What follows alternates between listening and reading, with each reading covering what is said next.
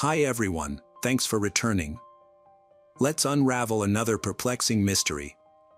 The case of Jessica Dishon. Jessica Dishon was born on May 2, 1982, in the small town of Shepherdsville, Kentucky. As the eldest of 3 children, Jessica took on significant responsibilities from a young age, helping her parents care for her 2 younger brothers while they worked. At age 15, Jessica started working part-time at a restaurant to save money to buy her first car, a red Pontiac. A few years later, she bought the car she wanted. Despite her job, Jessica excelled in school and began planning to attend college, where she hoped to study accounting. In the fall of 1999, 17-year-old Jessica was about to start her senior year of high school. She had also started dating a boy, which made her very happy. On the morning of Friday, September 10th, Jessica's parents went to work, and her younger brothers caught the bus to school. However, Jessica did not leave for school as planned. Later that day, around noon, Jessica's mother returned home from work and noticed something unusual.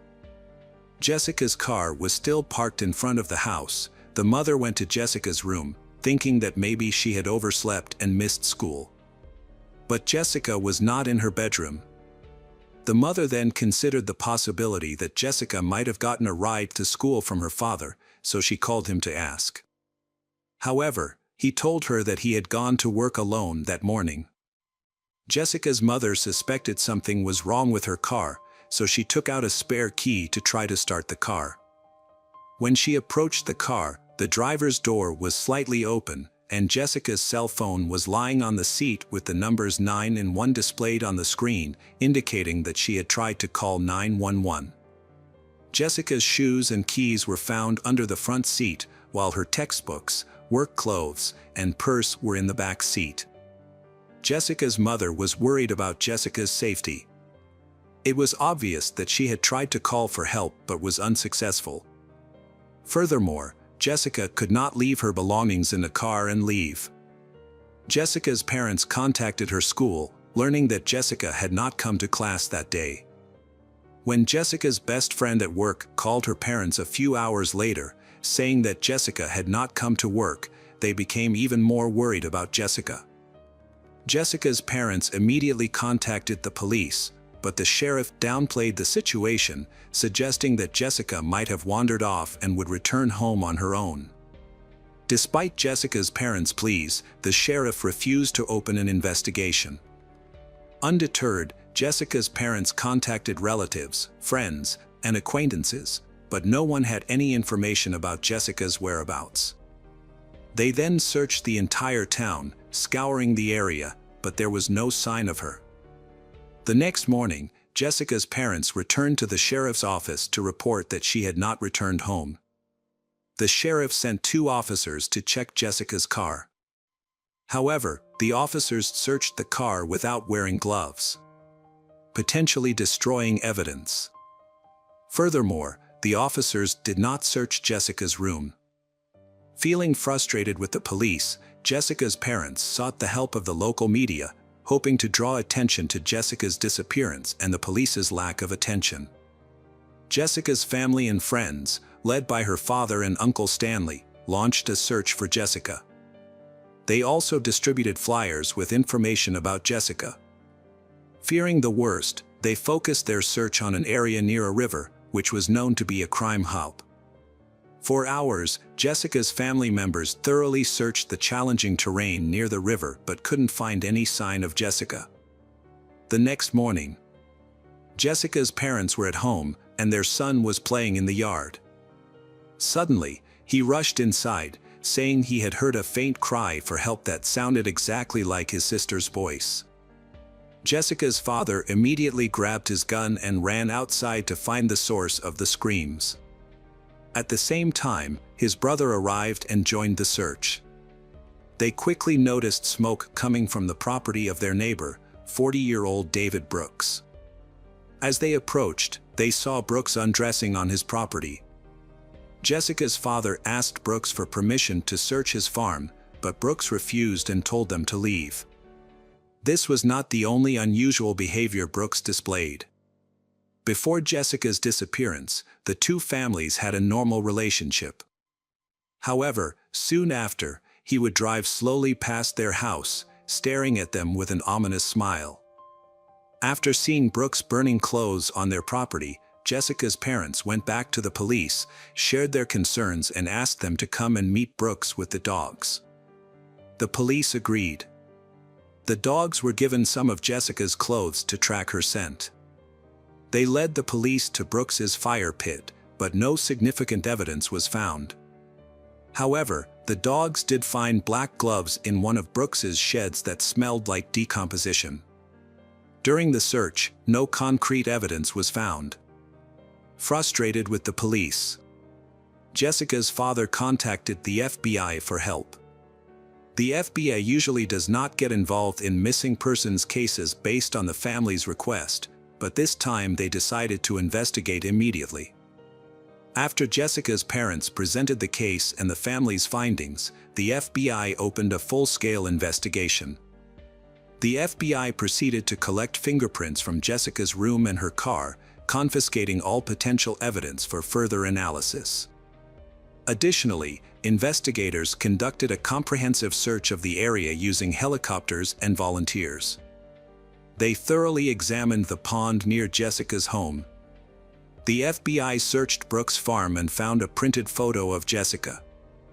This discovery led the FBI to strongly suspect Brooks' involvement in her disappearance. They also suspected his 35-year-old brother, Joseph, although despite a thorough search, the FBI found no evidence. Due to lack of incriminating evidence, the investigation focused on searching the surrounding area.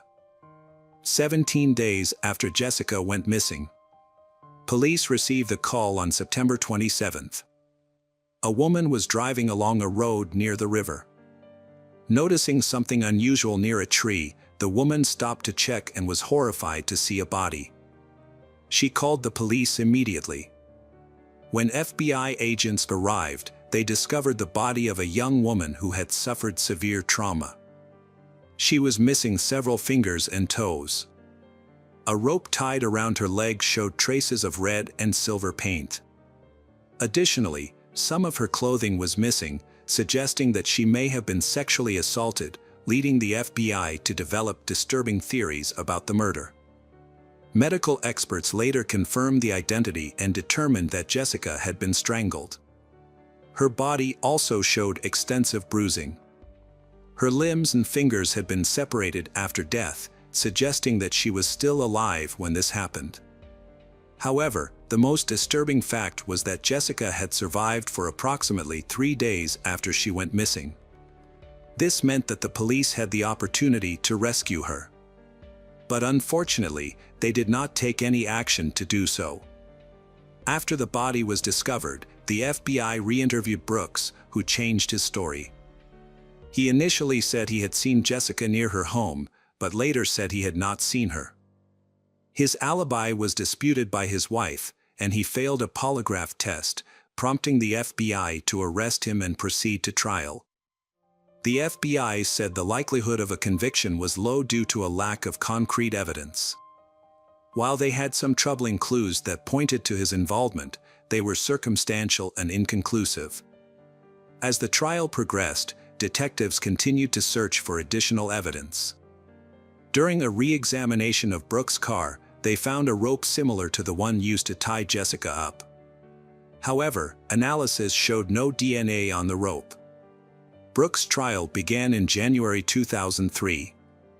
His attorney maintained his innocence, citing a lack of evidence. During the trial, it was revealed that investigators had found the victim's missing limbs but had not properly preserved them, causing them to decompose and lose potential evidence. The remaining circumstantial evidence was insufficient to convict, and the jury was unable to reach a unanimous decision, resulting in Brooks' acquittal. Under state law, he could only be brought back if new evidence was discovered. Jessica's parents were devastated by the outcome.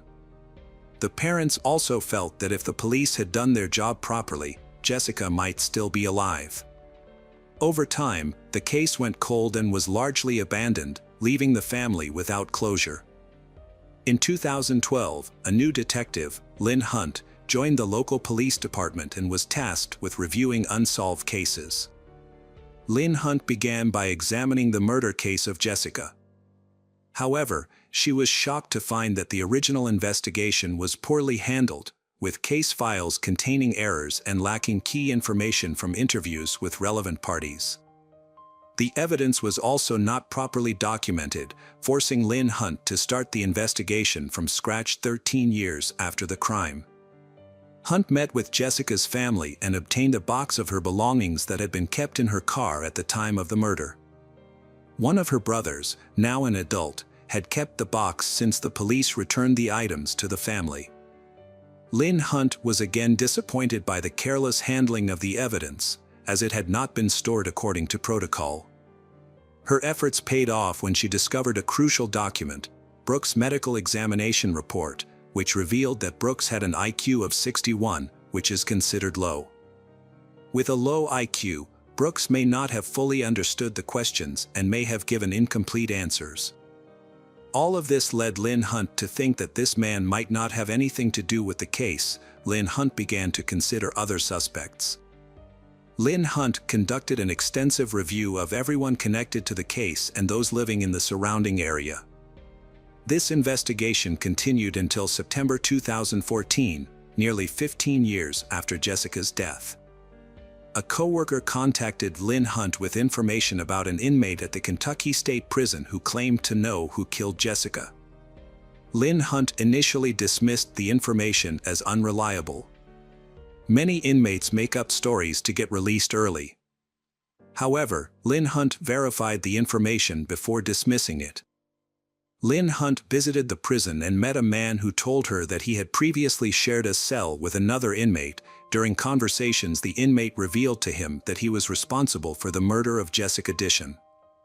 The informant revealed that Stanley Dishon, Jessica Dishon's uncle, had a dark secret. According to the informant, Stanley confessed to years of sexual abuse of Jessica while they lived under the same roof. He warned her that if she spoke about the abuse, he would kill her or someone she cared about. When Jessica started dating in the spring of 1999, Stanley became increasingly fearful that she might confide in her boyfriend about the abuse she had suffered at his hands. On September 10th, Stanley visited Jessica at her home when she was alone, and he saw her packing her belongings into her car. He approached her and asked her to end her relationship with her boyfriend. However, Jessica refused, threatening to expose Stanley's actions if he did not leave her alone. As Stanley threatened her, causing Jessica to reach for the phone to call 911. Stanley tried to grab her, but she broke free and ran back to her room. Stanley followed her into her room, striking her before binding her with her own sheets. Stanley then dragged her to an abandoned shed not far from where her body would later be discovered. Stanley held Jessica captive for several days, subjecting her to abuse and torture before ultimately killing her. Stanley then placed her body in a visible location near the road and buried the bloody sheets under the shed. Additionally, Stanley removed some of Jessica's limbs in an attempt to mislead the police, making it seem like the murder was the work of drug traffickers. Lynn Hunt was intrigued to discover that this crucial detail about the missing limbs had never been made public. Only Jessica's closest relatives were aware that her body had been mutilated, which meant the informant couldn't have fabricated this information. Furthermore, Stanley claimed to have buried Jessica's shoe under a broken tree near the shed. Determined to verify the informant's story, Lynn Hunt decided to search for buried evidence. With limited resources at the local police department, she enlisted the help of Jessica's brother and other relatives, keeping Stanley's possible guilt a secret. She did not report her suspected evidence to them. On the first day of the search, no clues were found despite searching the areas described by the informant. The next day, Jessica's brother and Lynn Hunt returned to the scene. On the way, they noticed an abandoned barn on the side of the road and decided to search. Inside the barn, they began digging. Their search uncovered a buried bed sheet. Lynn Hunt collected the evidence and rushed to Jessica's home. Since her disappearance, her parents had left her room unchanged, which helped in verifying the evidence. Upon comparison, Lynn Hunt confirmed that the bed sheet was indeed from Jessica's bedding, as it matched the pattern of the other linens and was missing from her bed. Following this discovery, Stanley was arrested and questioned by police. Although he appeared visibly shaken during questioning, he refused to confess to the crime. Stanley was eventually charged with murder and the case went to trial. This news shocked Jessica's father. The murderer he had been searching for was none other than his own brother Stanley Dishon. As the trial progressed, Lynn Hunt dug into Stanley's past to gather more evidence. She knew that he had assaulted Jessica, but her investigation uncovered that several of Stanley's female relatives had come forward to report that he had sexually abused them as children. Stanley would approach his relatives, claiming he was temporarily homeless, and asked to stay at their home. However, when left alone with the young girls in their homes, Stanley would sexually assault them, threatening them to ensure their silence.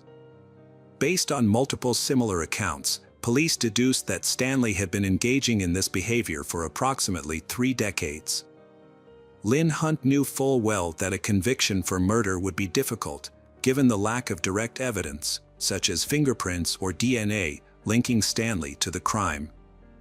Undeterred, Lynn Hunt continued her investigation and stumbled upon a box of old case files that had not been examined before.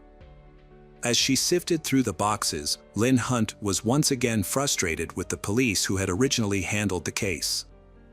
She noticed a letter dated June 26, 2002.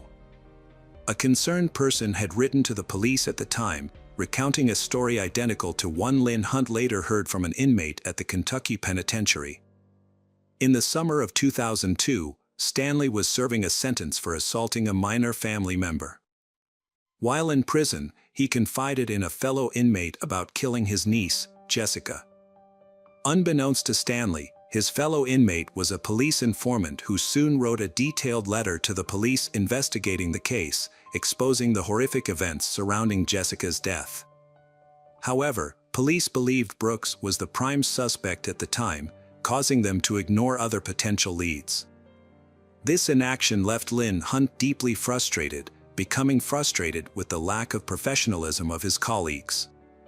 If the police had done their job properly, this case could have been solved in 2002. After all these years, Lynn Hunt could only hope that Stanley would finally face justice for his actions at the upcoming trial. The process began in 2015 when Stanley appeared in court, pleading not guilty. Jessica's parents were furious. The prosecution believed that a guilty verdict on the murder charges would be difficult due to a lack of evidence. There were also assault charges against other female family members. The prosecution would need these family members to testify in court, sharing explicit details about Stanley's actions against them. Given these challenges, the prosecution decided to offer Stanley a plea deal. In exchange for dropping the death penalty, Stanley would have to plead guilty to both the assaults on his relatives and Jessica's murder. Ultimately, Stanley accepted the deal and pleaded guilty. Jessica's parents, who wanted the truth, were unhappy with this arrangement, but Stanley remained silent in accordance with the terms of the plea deal. Stanley was sentenced to 20 years in prison with the possibility of parole after 15 years. Since he was 56 years old at the time of his conviction, he could be released at age 71. Hello friends, welcome to our channel. Today we're going to take a look at another horrible case with you. The case of Jennifer Londano. Jennifer Londano, a 31-year-old engaged and responsible individual, failed to arrive at her job in Englewood, New Jersey, prompting concerns from her family and friends. As the manager of the newly opened Luna Lounge on Armory Street, Jennifer was a diligent worker with a spotless attendance record.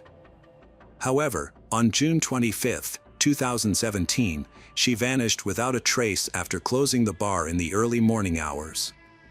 When she didn't show up for her shift that evening, her coworkers grew worried and attempted to contact her. But her phone was switched off, which was unusual because she always maintained regular communication with them.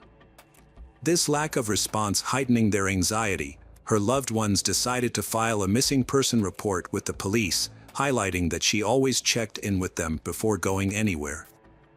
As the investigation began, police visited Jennifer's apartment, where she lived alone. The officers found the front door locked with no signs of forced entry or damage. Upon entering the apartment, they initially noticed nothing out of the ordinary. The space was clean and well-maintained, with no signs of disarray or theft. At first glance, nothing suggested that the apartment was a crime scene. After investigating Jennifer's apartment and finding no leads, the police visited the bar where she worked as a manager to gather more information. They spoke with the staff at the establishment and discovered that Jennifer was well liked by everyone, with no reported conflicts with patrons or employees. Her co-workers described her as kind, helpful, and highly respected. Jennifer was a driven and ambitious person who had a strong work ethic. In 2016, she partnered with 40-year-old Rafael Lolos to open the Luna Lounge in Englewood, New Jersey. The bar was successful, thanks in part to Jennifer's exceptional people skills and management abilities. Lolos provided the financial backing, while Jennifer was the face of the business, charming customers with her warm personality. What the police discovered during their conversation with the bar staff was that Jennifer and Rafael's relationship went beyond business. They were romantically involved, and their relationship was public knowledge. Despite their close relationship, they had not yet taken the step of living together. The investigation revealed that on the morning Jennifer was last seen, she had closed the bar and gotten into Rafael's car, which was waiting for her after work. As the last person to see her, Rafael became a key person of interest, and the detectives decided to bring him in for questioning. Rafael claimed that he drove Jennifer home from work after she closed the bar, and they spent some time together at her apartment before he left to let her rest for her shift that evening.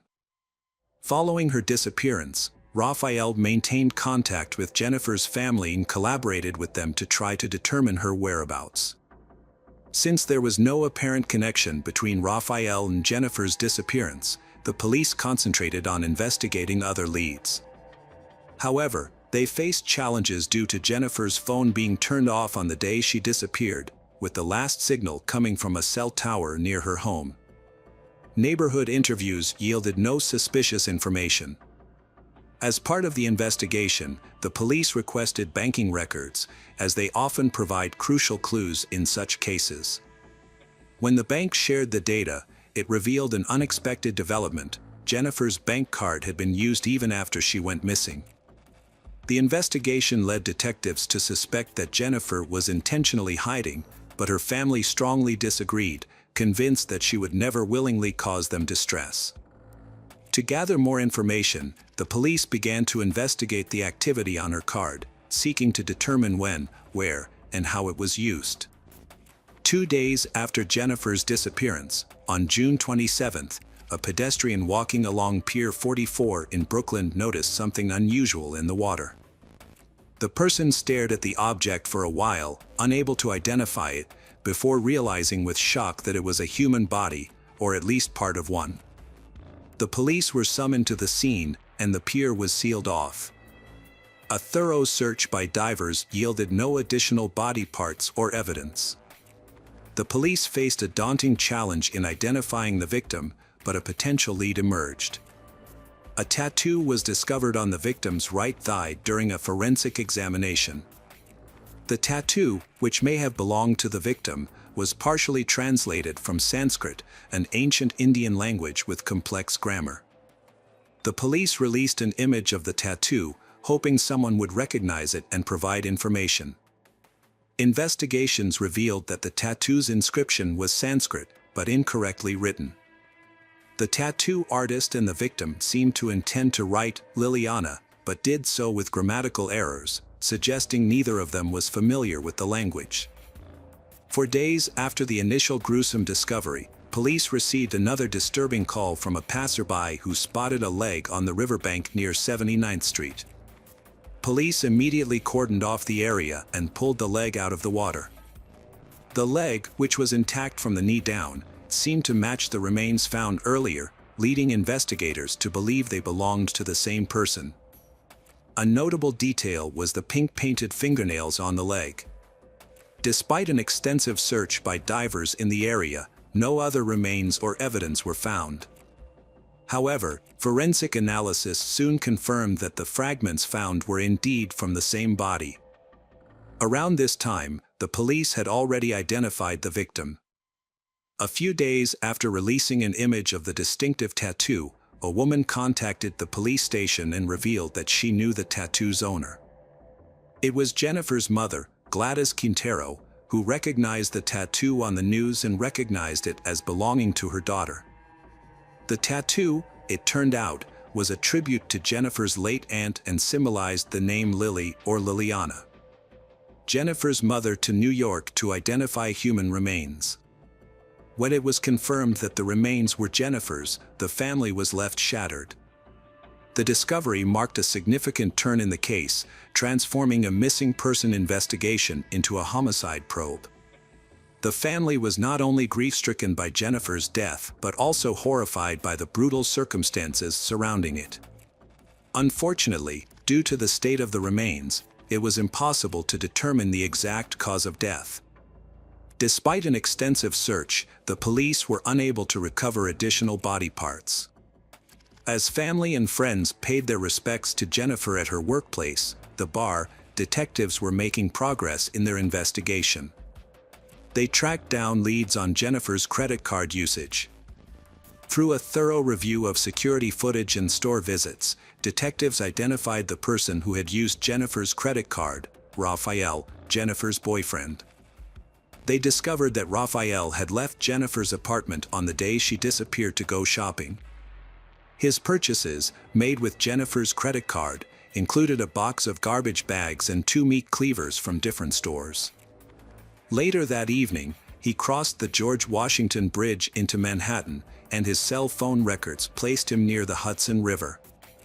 Raphael went home after leaving Jennifer's apartment and never returned. 2 days later, Jennifer's torso was discovered. The police suspected that Raphael might have killed her and dismembered her body using meat cleavers, a disturbing thought considering their romantic relationship. However, the evidence pointing to Raphael's guilt was mounting. As a result, the police obtained an arrest warrant and a search warrant for his home, anticipating that they would soon apprehend him. Raphael attempted to evade capture by renting a hotel room and paying in cash, but he was quickly tracked down and arrested. He did not resist arrest and denied any involvement in Jennifer's death, claiming that Jennifer had given him her credit card. Raphael continued to insist that Jennifer was fine when he left her, but detectives uncovered more evidence that contradicted his testimony. A search of his home revealed dark red stains in the bathroom, which were later confirmed by a lab test to be Jennifer's dried blood. Detectives investigating Jennifer's disappearance analyzed her communications with Raphael and found a pattern of frequent arguments, typically sparked by jealousy. A search of Raphael's home uncovered a box sent via post office and a bag that had previously contained a GPS tracking device. It became clear that Raphael had secretly installed the device on Jennifer's car, allowing him to monitor her movements. Cell phone data revealed that Raphael had picked Jennifer up from work and taken her to her apartment. Although Jennifer's phone was soon turned off, Raphael's phone remained active. Between 9 p.m. and midnight on the day of her disappearance, his phone sent a signal to a cell tower near the Hudson River. This suggests that Jennifer may have already been dead by then, and Raphael may have driven to the river to dispose of her body. Raphael and Jennifer's relationship was complex and tumultuous, with conflicts often centered on financial issues. Despite their efforts to establish a business together, opening a bar less than a year before her disappearance, their relationship was marked by animosity and blurred boundaries. Raphael's messages to Jennifer were volatile, veering between insults, threats, apologies, and declarations of love, with one notable instance where he referred to her as a gold digger. Jennifer's family was shocked and disbelieving when the man who had claimed to love her and helped search for her became the prime suspect in her murder. Raphael refused to explain himself, denied any wrongdoing, and hired a lawyer. Although police couldn't find the exact knives they knew Raphael had bought, they were able to purchase identical ones from the same store. Forensic analysis later confirmed that these knives were used to harm Jennifer's body. Raphael was subsequently charged with several crimes, including murder, desecration of remains, stalking, hindering apprehension, and credit card fraud. The trial, which began in November 2019, lasted for 2 months. Prosecutors claimed that Jennifer was killed by Raphael in her apartment during a jealous argument. Raphael's lawyers argued that the state had no concrete evidence to prove their claim, pointing out that there were no signs of a struggle in the apartment and no marks in the bathtub where Jennifer was allegedly dismembered. The prosecution countered that the lack of evidence was, in itself, evidence of a cover-up. The absence of any signs of a crime suggested that Raphael had made a deliberate effort to conceal his tracks. The bathtub, in particular, was found to be remarkably clean, with no DNA or physical evidence linking Jennifer to the scene. The prosecutor pointed out that an ordinary person's bathtub would not be as clean as the one in question. During the trial, Jennifer's mother emotionally addressed the judge, stating that the defendant had destroyed her life and her family.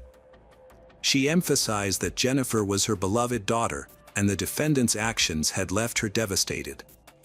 After reviewing the case, the judge determined that Raphael was consumed by an obsession with Jennifer.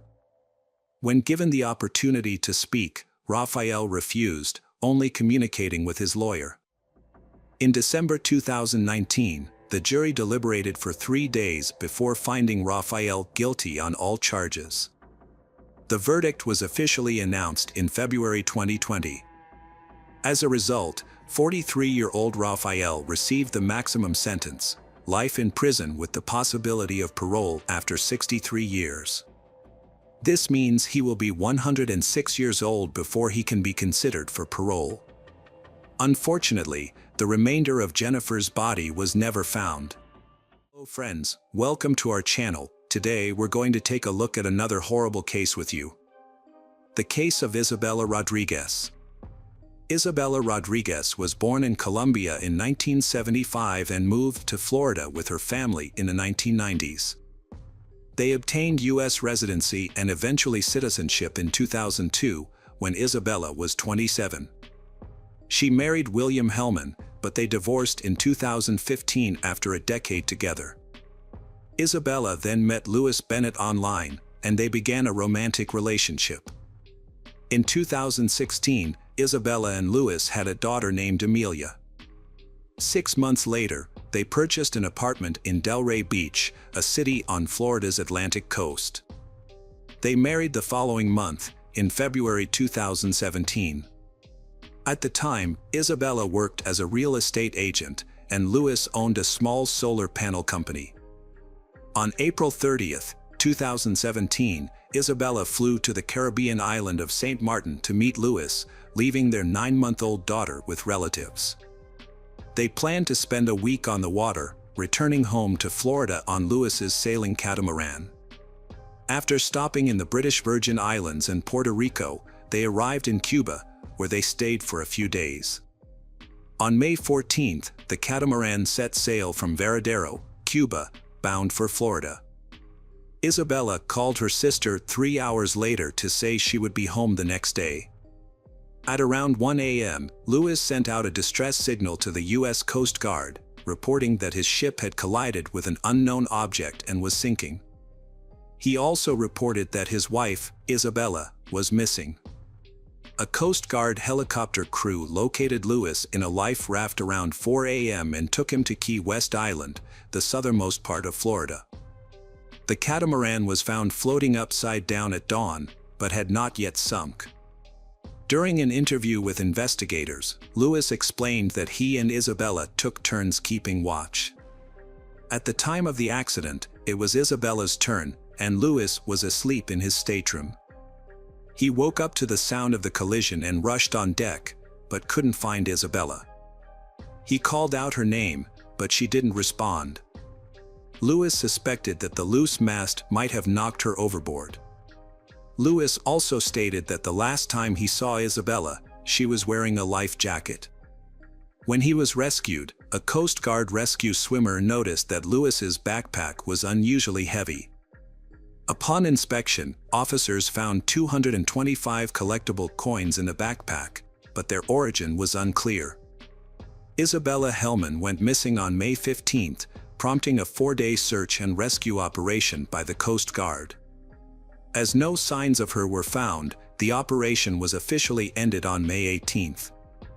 The authorities were suspicious when Louis Bennett, Isabella's husband, requested a letter from the Coast Guard stating that his wife was presumed dead just 24 hours after the search had ended. The Coast Guard denied the request, as it was outside their jurisdiction to issue such a certificate. 6 days later, Lewis announced on TV that he was traveling to Cuba to rent a boat and continue the search for his wife on his own. However, just 3 days after making this statement, Lewis claimed to have already returned from Cuba and met with Isabella's sister, saying he had checked hospitals but found no signs of her. Lewis expressed his despair and resignation to the situation, stating he was struggling to accept that his wife might be gone. He described Isabella as his soul mate and someone he thought he would be with forever. The next day, Lewis and the police attempted to retrieve his daughter from his wife's family, but they refused to relinquish her. Lewis ultimately took custody of his daughter with the help of the police, despite the scandal surrounding him. During the dispute, Isabella's sister repeatedly accused Lewis of being responsible for Isabella's death. Lewis's calm behavior and actions after his wife's disappearance raised suspicions among both Isabella's family and the police. Investigations revealed that Isabella and Lewis had frequent arguments after the birth of their child. Family, friends, and neighbors all confirmed this. Isabella had confided in loved ones that Lewis wanted to move to Australia, but she was opposed to leaving the United States. On May 30th, Lewis gave an interview in which he denied any involvement in his wife's disappearance. He claimed they had plans for a happy life together, but now he was alone and their daughter would grow up without a mother. While investigating Isabella's disappearance, the police also looked into the origin of valuable coins found among Lewis's belongings. It was discovered that Lewis had previously worked as a first mate on a yacht. The captain of that yacht had a collection of 617 rare coins worth around $100,000, which was discovered a year earlier. While the yacht was unoccupied and docked in the Caribbean, thieves broke in and stole the coins on board. Although the perpetrator was not caught at the time, the yacht's captain later identified the coins found on Louis Bennett as part of the stolen loot, now that the FBI was investigating their origin. This new information led the FBI to obtain a search warrant for Lewis's apartment. Previously, 225 coins had been found among his belongings when he was rescued. On June 16, 2017, the search of his apartment uncovered an additional 162 gold coins hidden in a closet. Meanwhile, Lewis had relocated to England, where his parents lived, and had taken his daughter with him. However, due to financial difficulties, he returned to the United States and settled into an apartment valued at $125,000, while also receiving insurance payments for a lost catamaran. On August 28, 2017, Louis Bennett was arrested in Florida and charged with stealing coins. He pleaded not guilty. A few days later, a federal judge set his bail at $250,000, which Lewis was unable to pay. As a result, he remained in custody while awaiting trial. Additionally, Lewis attempted to have his wife declared dead. Lewis benefited from his wife Isabella's disappearance by gaining control of their shared property and bank accounts. However, the judge refused to declare Isabella dead twice, as the investigation into her disappearance was ongoing. In a separate case, Lewis pleaded guilty to stealing coins and transporting them to the United States in November 2017. Lewis's parents asked the judge to be lenient when sentencing him, citing the fact that his daughter had already lost her mother. In February 2018, Lewis received a sentence of 7 months in prison followed by 3 years of probation. On the same day, Lewis was charged with second-degree murder in Isabella's death. Authorities believed he intentionally caused the catamaran they were on to crash, which was allegedly a staged event to cover up the crime. The prosecutor's case was based on a claim that Lewis wanted to inherit Isabella's wealth to pay off his debts and take their young daughter to live in Australia. Isabella had expressed fear of her husband in text messages a few months before her death, stating that she felt he no longer respected her. She expressed fear about returning home. In a message sent months before her disappearance, Isabella wrote, "If you no longer like or love me, let's resolve this immediately. It's sad how you treated me the entire time." An inspection of the catamaran before it sank revealed that the portholes below the water line were left open. The damage to the dual hulls seemed to originate from within the vessel, near the water line. The water line is the point where the surface of the water meets the hull of a floating vessel. An expert hired by the FBI analyzed photos and videos taken by the U.S. Coast Guard of the catamaran before it sank. The expert concluded that Lewis's account of the events was not credible. The analysis suggested that the vessel did not sink due to accidental damage, but rather appeared to have been intentionally scuttled. A professor of nautical architecture and ocean engineering at the U.S. Coast Guard Academy testified in court that the Coast Guard found no evidence of a collision that could have caused the catamaran to sink. Divers inspecting the vessel were cautious due to the risk of collapse, and eventually, the catamaran sank to a depth of over 4,000 feet, preventing a detailed inspection. 2 years after Isabella Hellman's disappearance, a judge officially declared her dead. Palm Beach County Circuit Judge Scott Suskauer issued a series of orders stating that Isabella was presumed to have died on May 14, 2017.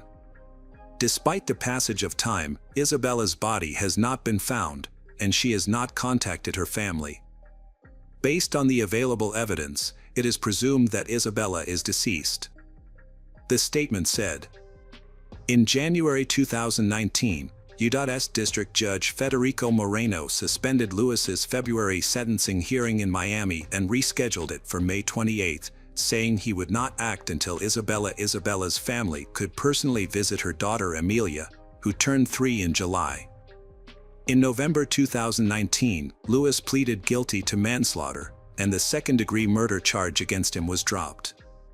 Before the plea deal, he faced a possible life sentence for second-degree murder, but the new charges limited his maximum sentence to 8 years in prison. According to a document filed with the court, Lewis claimed he didn't remember what he was doing when he discovered his wife was missing. He didn't search for her on the catamaran or in the water, nor did he use flares to signal for help. Instead, Lewis packed his belongings onto a life raft and then intentionally damaged the catamaran to make it flood, allowing him to escape on the raft. Prosecutors stated that Lewis waited 45 minutes after realizing his wife was missing to call for help. Notably, the U.S. Attorney's Office pointed out that Lewis was an experienced sailor with training in emergency procedures, having previously sailed from St. Martin to Australia. Don't understand why he failed to use his knowledge to respond to the emergency situation.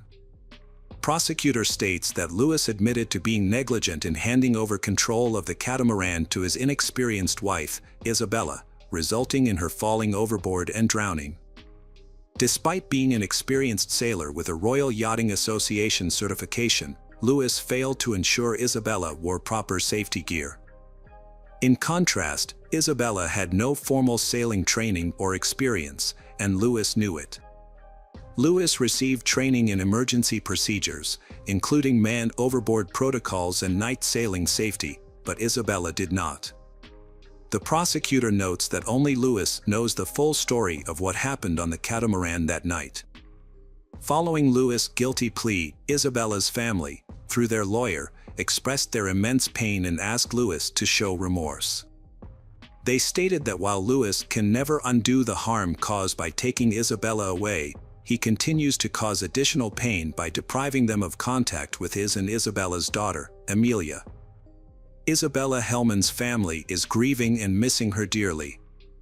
Although they have had limited contact with her daughter Amelia through 3 FaceTime calls, they have not been able to see or hug her in a long time. They long to be reunited with Amelia and provide her with love and care. As a part of their family, they want to be with her. They urged Lewis Bennett to do the right thing. Lewis Bennett, Isabella's husband, was sentenced to 8 years in prison on May 28, 2019, after pleading guilty to manslaughter in connection with her death. During his sentencing hearing, Bennett apologized sincerely to Isabella's family for putting them through immense pain. He acknowledged that his actions led to a devastating tragedy, for which he is truly remorseful. Lewis admitted to making poor decisions that worsened the situation. He expressed regret in federal court in Miami, where he waived his right to appeal as part of his plea bargain. Before the judge delivered the sentence, Lewis requested the opportunity to be released from prison early so that he could continue to care for their daughter, Amelia. Lewis expressed a desire to care for his daughter, saying, "I want to raise her in a way that honors my late wife's wishes." However, the judge ruled against him, sentencing him to 8 years in prison followed by 3 years of supervised release. As a result, Amelia will remain with her paternal grandparents in England for the time being. Hello friends, welcome to our channel. Today we're going to take a look at another horrible case with you. The case of Luke Jobson. Luke Jobson, a 22-year-old who was on the verge of qualifying as an electrical and mechanical engineer after completing 4 years of study and an apprenticeship. He was a well-liked and talented individual who was known for his athletic abilities, particularly in football. Growing up, Luke attended St. Patrick's Comprehensive and Hawood Primary Schools in Thornaby. He was a talented sportsman, playing football as a center forward for Thornaby Central in his youth. His love of clothes and fashion was evident, and he took great pride in his appearance. According to his dad, Stuart, Luke was a perfectionist who would often check his family members' clothes to ensure they looked their best. Stuart described Luke as a genuine and beautiful person, both inside and out. Luke, a young man from Yarm, attended a nightclub called The Keys on Saturday, January 26, 2019, along with his friends. Yarm is a small town, and The Keys is a popular spot on the high street, where the town's nightlife is concentrated. Luke failed to return home after his night out at The Keys, and his parents tried to contact him on Sunday morning, but he didn't respond. His friends were also unaware of his whereabouts. Luke's family quickly took to Facebook to appeal for help, and many people joined the search for him. The police investigation began on Sunday, and Cleveland police released a statement expressing concern for Luke's disappearance, as it was out of character for him. They asked the public to share any private CCTV or dash cam footage that might be relevant to the case. Police had learned about a possible altercation involving Luke shortly before his disappearance. According to reports on social media, Luke got into a fight with several people outside The Keys around 2 a.m. The last reported sighting of Luke was near Yarm School at around 2:15 a.m. The police were investigating this information, but their top priority was finding the missing young man.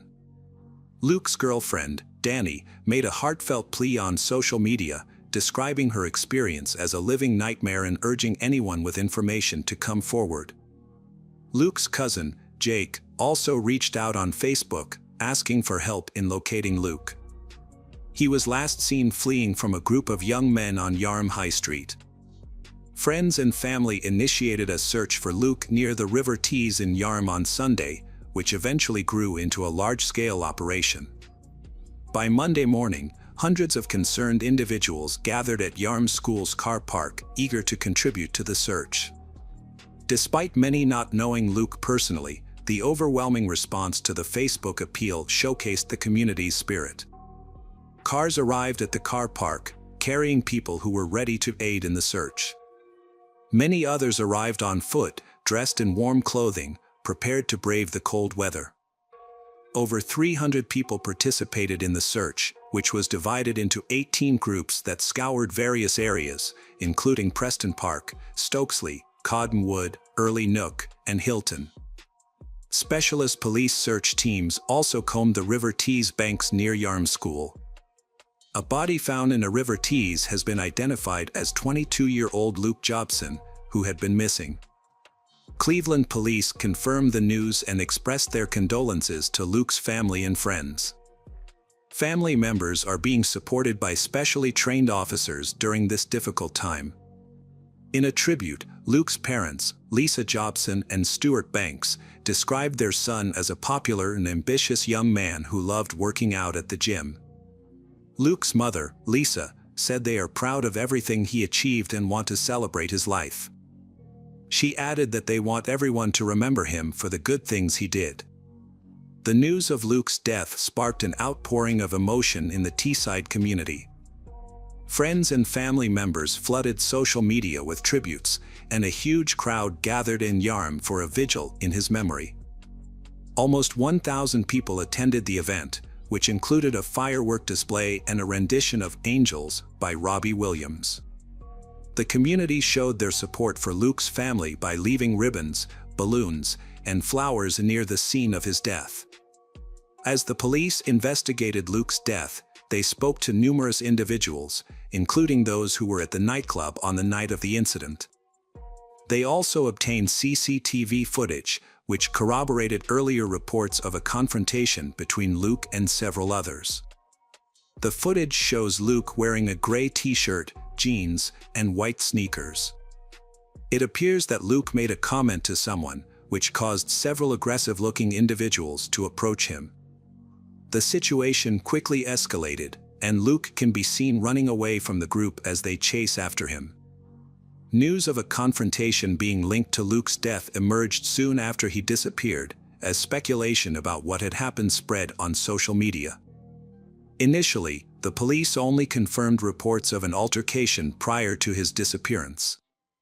They arrested 6 teenagers, aged from 16 to 18, on suspicion of involvement in Luke's death, but later released all of them. The investigation continued, and a new development in the case occurred the following January. Cleveland police announced that 5 people, aged 17 to 20, had been charged with a fray, which involves using or threatening unlawful violence, but not with Luke's death. They were set to appear in court. The 5 individuals charged include a 17-year-old, now 18, who cannot be named due to age restrictions, Edwin Taha, 20, Ryan Alp, 19, Ali Abdul Majid, 19, and Hamad Asif, 18. According to reports, Edwin Taha was the alleged leader of the group. In England and Wales, a person can be charged with a fray if they use or threaten violence towards another person in a way that would cause a reasonable person to fear for their safety. To understand the events leading up to Luke Jobson's death, we need to consider the following points. Firstly, when 2 or more people use or threaten violence, their actions are considered collectively. Secondly, for a threat to be valid in this context, it cannot be purely verbal. Looking at the recording, it's clear that Luke was concerned for his safety as he was seen running away. The threats against him were not just verbal. Unfortunately, the exact cause of the conflict remains unclear, as none of the suspects provided a clear answer. Additionally, the whereabouts of Luke's friends, who were with him at the nightclub, are unknown at the time of the quarrel. The police recording does not provide this information. From the footage, it appears that Luke was not planning to leave the club, as he was standing outside in just a t-shirt, with his jacket still inside. The footage shows Luke confronting a group before being forced to run for his safety. Initially, his athletic ability allowed him to overcome his suitors. However, the group, including Taha and other future defendants, returned to the nightclub, got into a car, and caught up with Luke near a school. They sprayed Luke's face with an unknown substance, suspected to be pepper spray, causing him to lose his sight. In an attempt to escape, Luke climbed over a wall into the school grounds, where CCTV cameras captured his entry into a boathouse. Sadly, this was the last time Luke was seen alive. After Taha pepper sprayed Luke's face, the group got back into their car and drove away.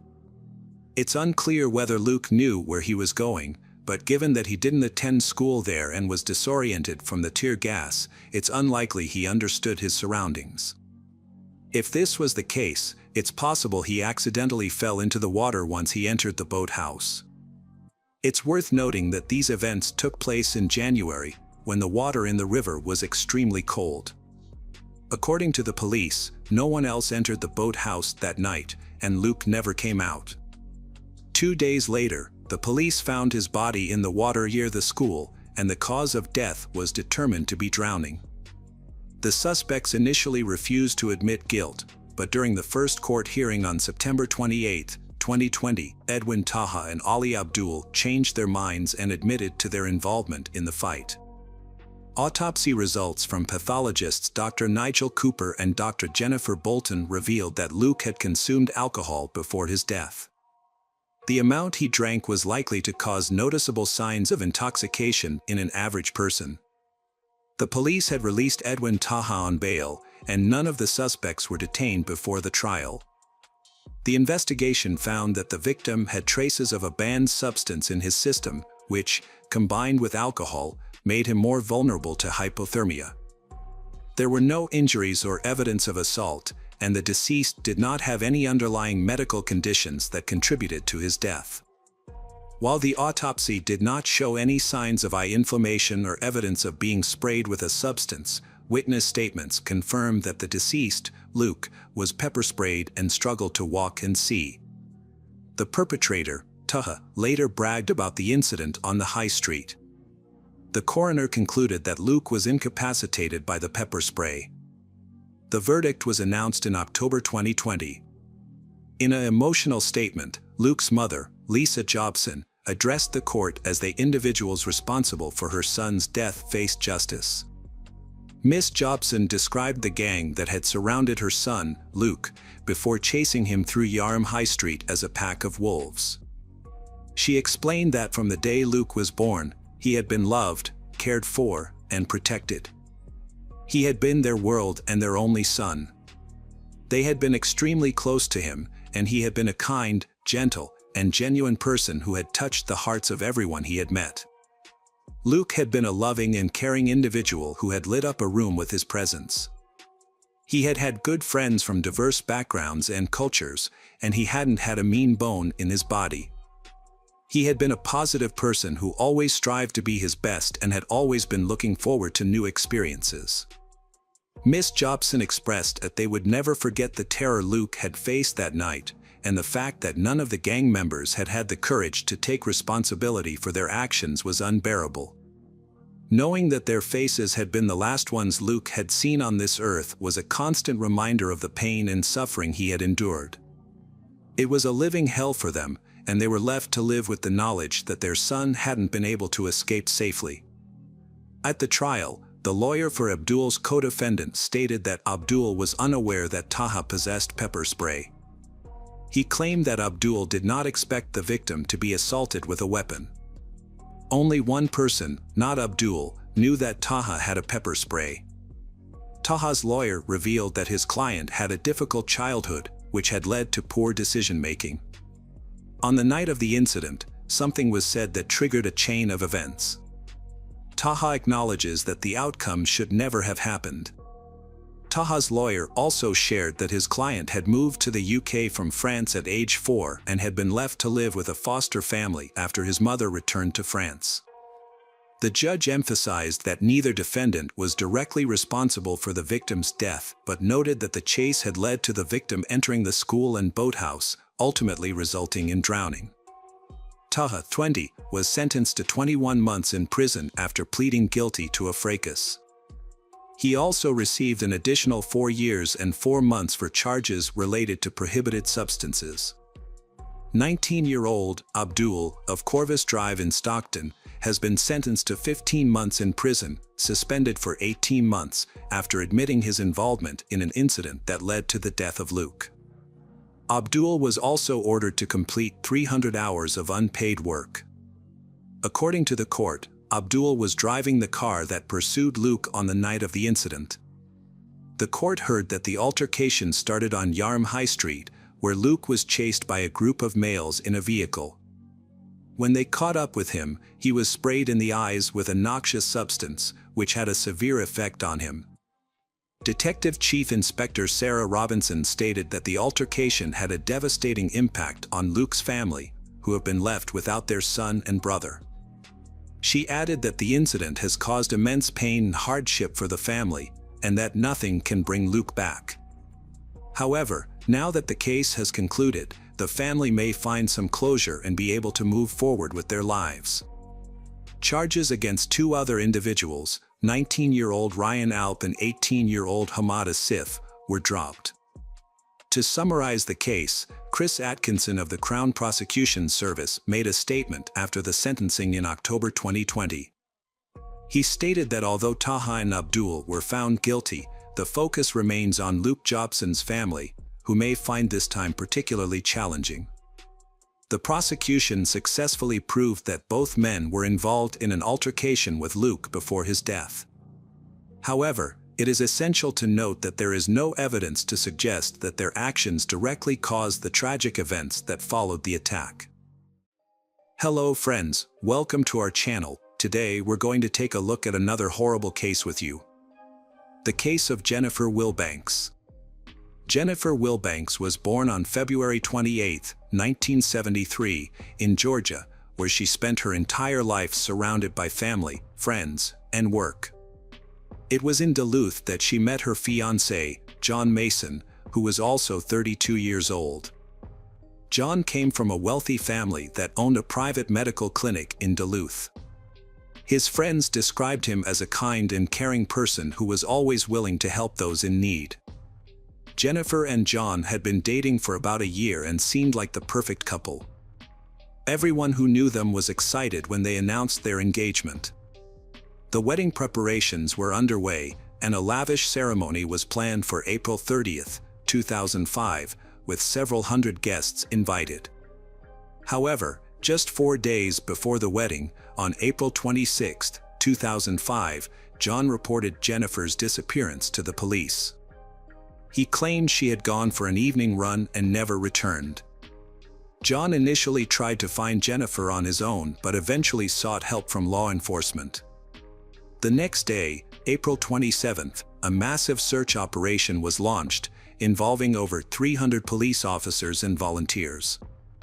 They combed through the wooded areas and water bodies along the route Jennifer was supposed to run.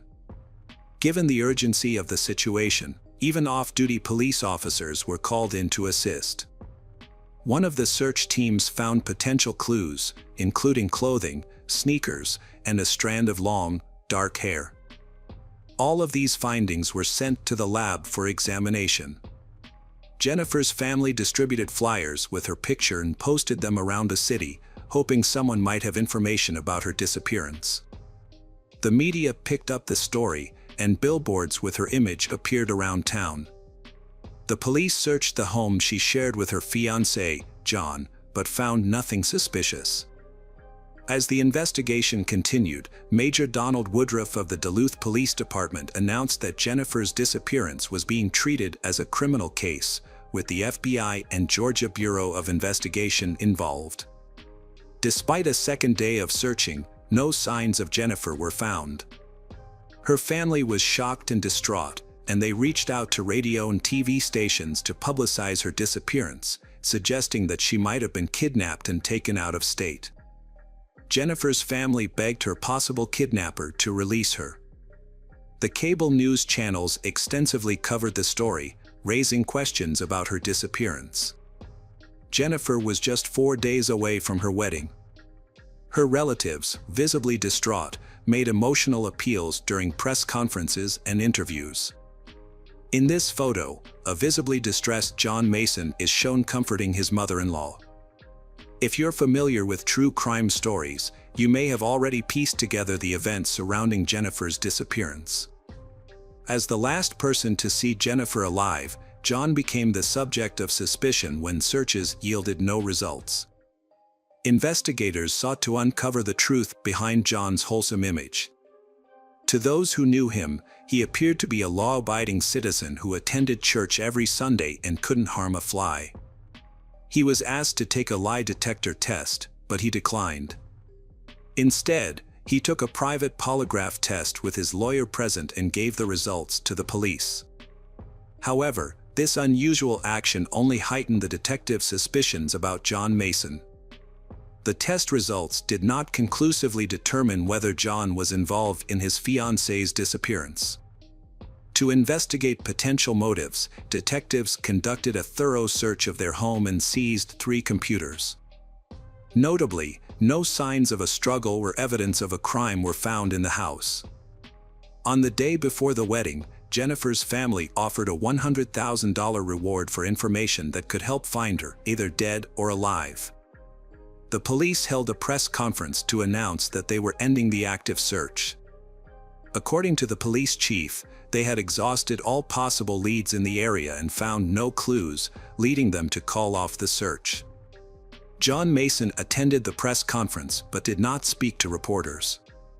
Jennifer's uncle speculated that John was simply unsure of what to say, which only fueled speculation about his involvement in her disappearance. Initially, the police found some items, including clothes, shoes, and a lock of hair, that they thought might be connected to Jennifer's disappearance. However, further investigation revealed that these items had no link to her case. The only suspect with a potential motive was John, and journalists were closely following him, making it seem likely that he was involved in her disappearance. However, no concrete evidence had been found. The next day, which was supposed to be Jennifer's wedding day, people gathered to pray for her safe return.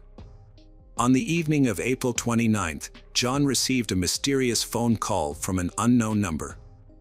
When he answered, he was shocked to hear Jennifer's voice on the other end.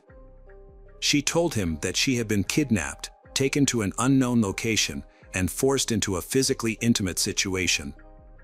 She was crying and said that after everything was over, she was released, but now she was lost and didn't know where she was. John was overcome with emotions as he spoke to Jennifer, trying to remain calm to keep her calm as well. He was relieved to know she was alive, but soon, a new development would arise. After talking to John, Jennifer called 911 and reported her alleged kidnapping and release, stating that she was unsure of her location. The police investigation into Jennifer's disappearance led them to a payphone in Albuquerque, New Mexico, over 1,400 miles from her hometown of Duluth, Georgia. When officers arrived at the scene, they found Jennifer, who was reunited with her relieved family. The family praised the efforts of the community and the media, believing their attention had persuaded the supposed kidnapper to release Jennifer. However, during her interview at the police station, authorities noticed discrepancies between Jennifer's account of her ordeal and her actual appearance. She claimed to have been held captive by a man and a woman in their 40s, tied up in a blue van. But when FBI agents questioned her, they found numerous inconsistencies in her story.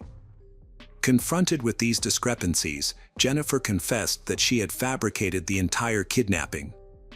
Jennifer had actually left her fiancé, John, by telling him she was going for a run and instead boarded a bus to New Mexico. She explained that she had been overwhelmed by the pressure of her upcoming wedding and couldn't cope. Further investigation revealed that Jennifer had a history of problematic behavior, with 3 prior charges of shoplifting. Jennifer was involved in several incidents of theft before her infamous kidnapping case. In 1996, she stole $37 worth of goods from Walmart. The following year, at the age of 24, she was accused of stealing $1,740 worth of merchandise from a supermarket. She paid for the damages and completed community service, which led to the theft charges being dropped. However, in 1998, she was caught stealing again, with damages amounting to $98. There were also allegations of theft from families who had hired her as a nanny. These thefts were considered minor, and she managed to avoid imprisonment. After her disappearance and subsequent return, the attention shifted from the thefts to the large-scale search operation conducted by the state of Georgia, which cost nearly $60,000. Jennifer attributed her disappearance to the overwhelming pressure of her impending wedding. With numerous tasks to complete and limited time, she felt stressed and pressured. Authorities later stated that the wedding had become too much for her to handle. Duluth Police Chief Randy Belcher clarified that Jennifer's fiancé was innocent of any involvement in her disappearance, despite initial suspicions. Jennifer Wilbanks, dubbed the Runaway Bride, apologized publicly to her family, friends, and community for her disappearance. When she returned, her fiancé, John Mason, immediately gave her back the engagement ring she had left behind, signifying his ongoing commitment to their relationship. According to Mason, his commitment to Wilbanks was solidified when he proposed and gave her the ring, regardless of their unfinished wedding plans. Following her return, Wilbanks sought medical treatment to address underlying issues that contributed to her escape.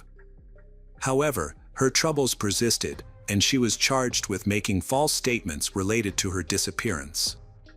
This led to a guilty plea for perjury, resulting in 2 years of probation, 120 hours of community service, and a restitution payment of over $15,000 to the city. The situation took another turn when Wilbanks sued her now ex-fiancé, John Mason, in 2006. They had ended their engagement, and Wilbanks claimed that Mason had exploited her trust during her treatment by selling the rights to their story for $500,000 without her knowledge. He allegedly used the funds to purchase a house, registered solely in his name, and then kicked her out after their breakup. Wilbanks sought $250,000 as compensation for her share of the house and an additional $250,000 in damages. After the failed wedding, John Mason filed a countersuit against Jennifer Wilbanks, claiming he suffered emotional distress from being left at the wedding and suggesting she might have been involved in her own disappearance. In December 2006, both parties dropped their lawsuits, reportedly as part of a settlement. Meanwhile, Jennifer's notoriety caught the attention of global media, making her a temporary celebrity. In the aftermath, several products emerged, such as a runaway bride action figure and a hot sauce called Jennifer's Hightail and Hot Sauce.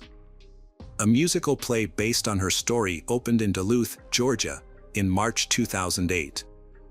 Even a photo of her fiancé, John Mason, appeared in the house for the 2008 movie, The Grand.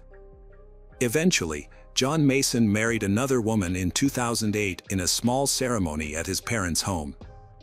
Jennifer also got married in 2010, but her marriage ended after 11 years, and she still resides in Georgia.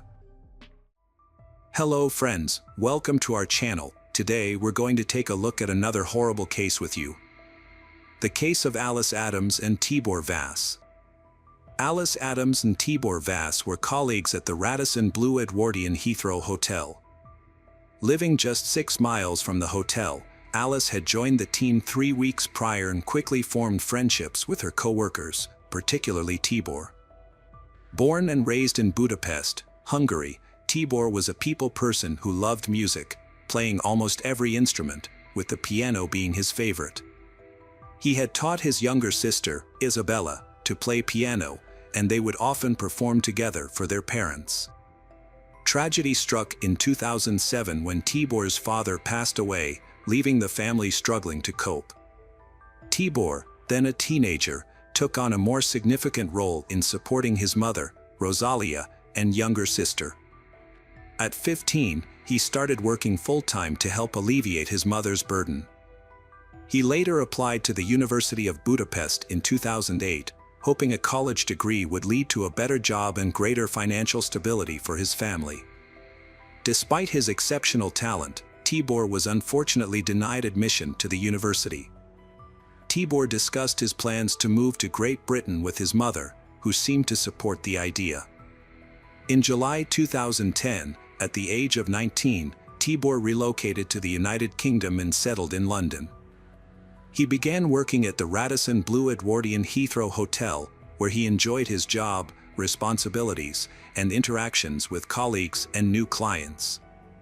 Tibor quickly formed a bond with Alice, a talented musician, as they often found common topics to discuss. Both Tibor and Alice worked as receptionists at the hotel, along with Attila Ban, a 31-year-old who had been employed there the longest. Attila was recognized as the hotel's best employee in 2010. As Tibor and Attila were both from Hungary, they developed a close relationship. The hotel provided accommodation for its new employees, and Attila and Tibor lived in a company apartment behind the hotel. This arrangement was convenient, as it saved them money and reduced their commute time. Tibor was thrilled to be in England, but he didn't abandon his plans for higher education. He reapplied to the university in Budapest and was accepted this time around. Overjoyed, he had to return to Hungary in August 2011. To bid him farewell, a small party was organized on August 9, 2011, attended by Tibor, Attila, Alice, and other hotel employees. The next day, the trio was scheduled to work, but none of them showed up. Their colleagues raised the alarm when they failed to report for work at 7 a.m., and the police were notified at 7:53 a.m. Upon arriving at the house, the police found the door unlocked and the interior quiet. When an officer opened the door, he was met with a disturbing scene. Alice lay on the living room floor, her face covered by a pillow, with 22 stab wounds on her body, as later confirmed by the medical examiners. In the bedroom, Tibor's naked body was found on the bed, having died from 2 stab wounds to the heart. Attila, however, was nowhere to be found. The police surrounded the house to secure the area, and investigators and forensic experts started their investigation. As they examined the crime scene, they discovered that the bed where Tibor's body was found was not where he was actually killed. The bed was too tidy, indicating that Tibor had met his fate elsewhere. It appeared that the perpetrator had initially wounded him, removed his clothes, cleaned his body, and then placed him on the bed. Upon further inspection, the apartment was found to contain empty alcohol bottles and illicit substances, suggesting that they had been used during a party. Police officers thoroughly searched the house, the surrounding area, and the attic for Attila Ban, but he was nowhere to be found. His personal belongings, including his papers, were still in the apartment. As a result, Attila became the prime suspect in the investigation. While forensic experts continued to analyze the crime scene, investigators began questioning Attila's co-workers at the hotel. The staff reported that Attila had taken a particular interest in Tibor, a new employee from the same country, immediately showing him around and helping him settle in. Attila even went so far as to adjust his work schedule to match Tibor's. Tibor was a young and attractive man who attracted a lot of female attention. However, investigators discovered that Attila had romantic feelings for Tibor, which he openly expressed. According to the hotel staff, Tibor had rejected Attila's advances, making Attila unhappy.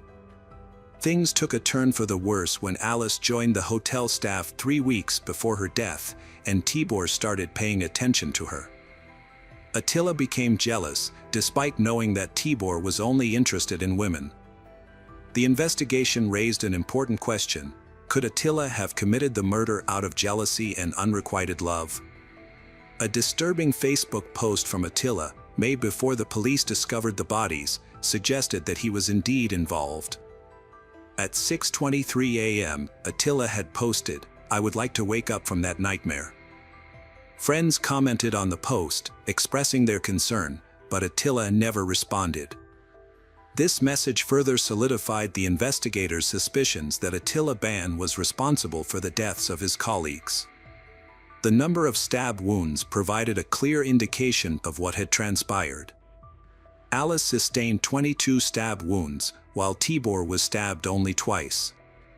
Furthermore, the positioning of the victims was telling. Alice was found on the floor with a pillow over her face, while Tibor was discovered on the bed.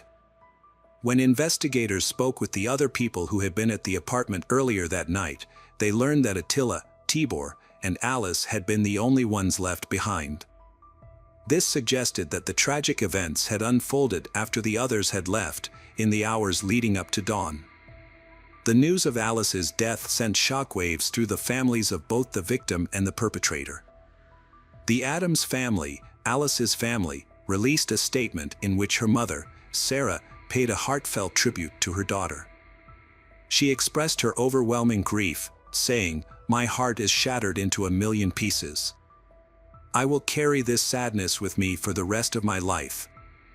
I deeply miss my beloved Alice and would do anything to have one more chance to hug her tightly and see her bright smile. The loss of my child has awakened intense emotions within our family, sorrow, anger, and a sense of devastation that we can hardly bear. As a mother, I feel that I failed to protect my child, and that realization is something I must confront every day. Not knowing exactly what happened to Alice on the night of her murder is a constant torment. I would rather face the harsh truth than be left to imagine the sequence of events that led to her death. Alice was an extraordinary and unique individual who brought so much love, joy, passion, and kindness into the lives of everyone she touched. Her loss is a tragedy that cannot be put into words." Meanwhile, police were searching for Attila Ban, but he seemed to have disappeared without a trace. When they attempted to track his phone, they found that it was transmitting signals from the same area as the hotel, which was unusual. It was later revealed that Attila was actually much closer than anyone had suspected. After spending 2 days examining the crime scene, the investigative team left the house, only to have the forensic team return later to conduct additional tests.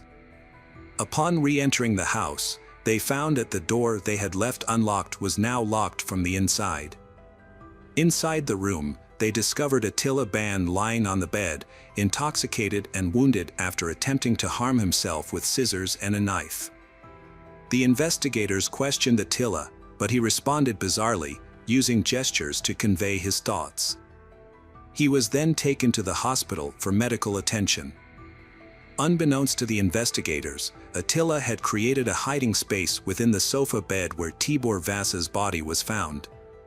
To create this makeshift hiding spot, he had made a slit in the bed's base, grabbed a phone, several bottles of water, and climbed inside.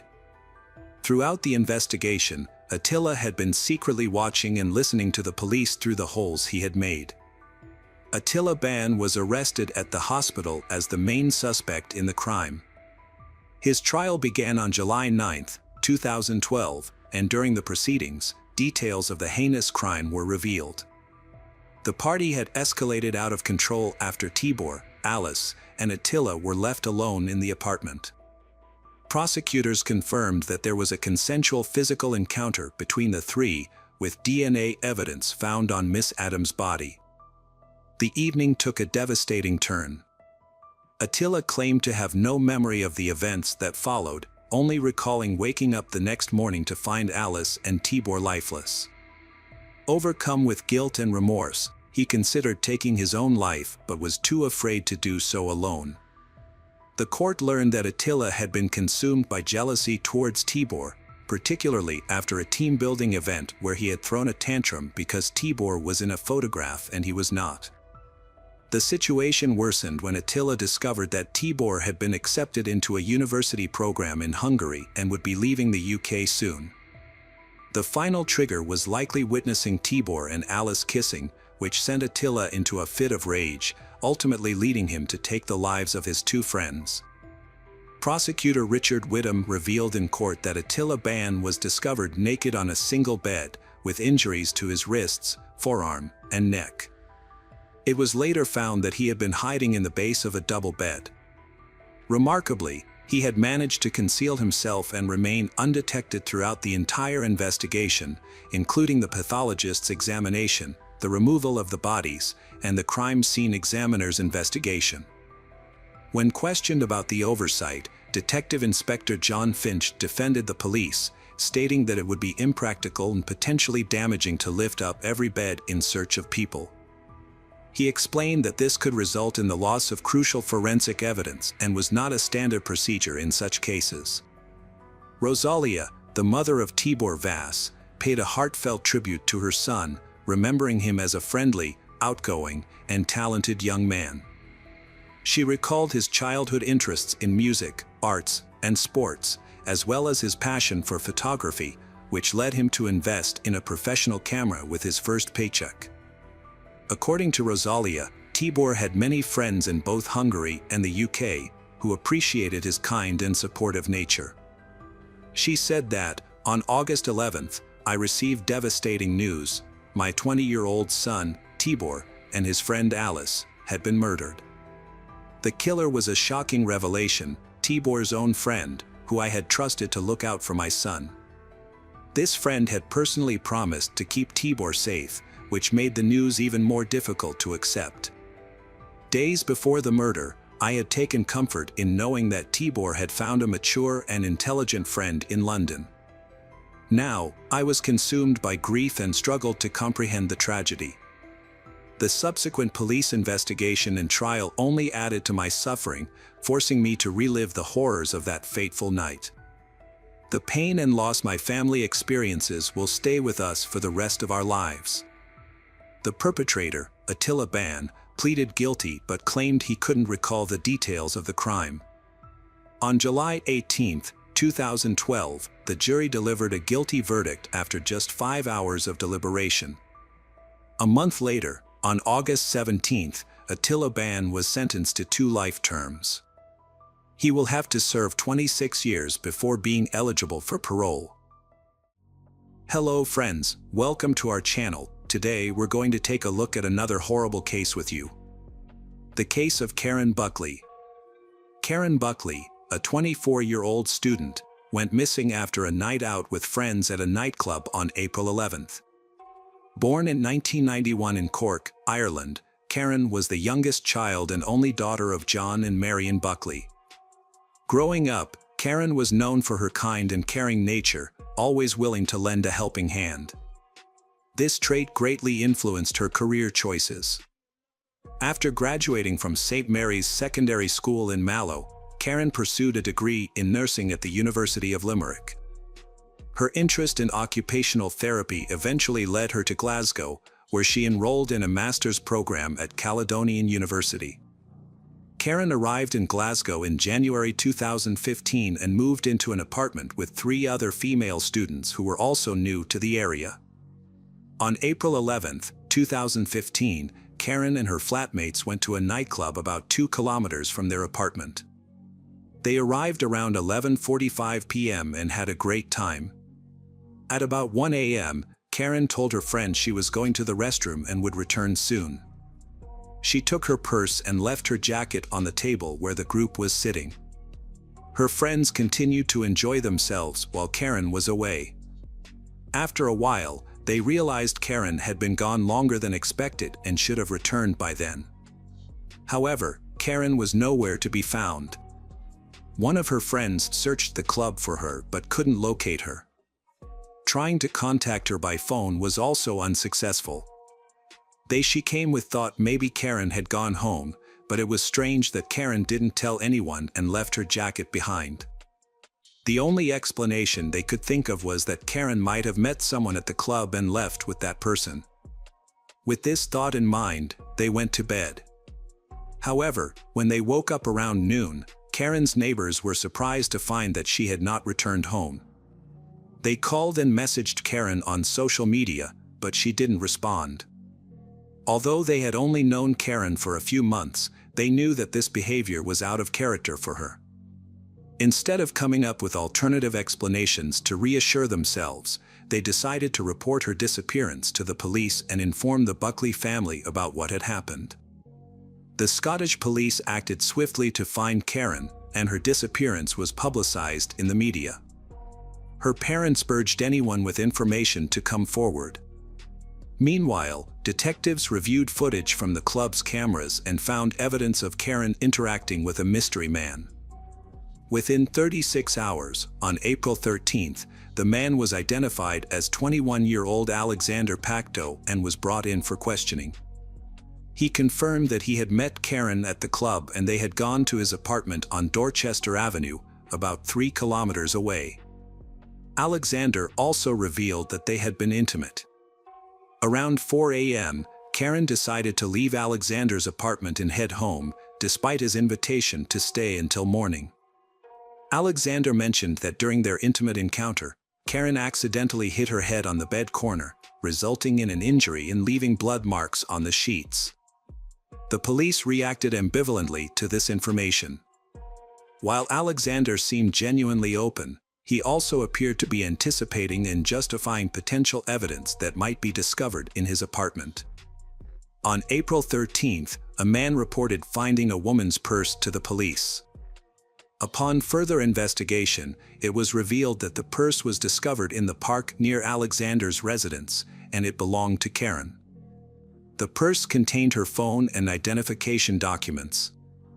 This new evidence lent credibility to Alexander's account of events, suggesting that something might have happened to Karen after she left his apartment. The search for Karen persisted, with hundreds of police officers thoroughly searching parks, forests, bodies of water, and abandoned buildings for any potential clues that could aid in the investigation. At that point, Alexander Pacto was the primary suspect, being the last person to have seen Karen.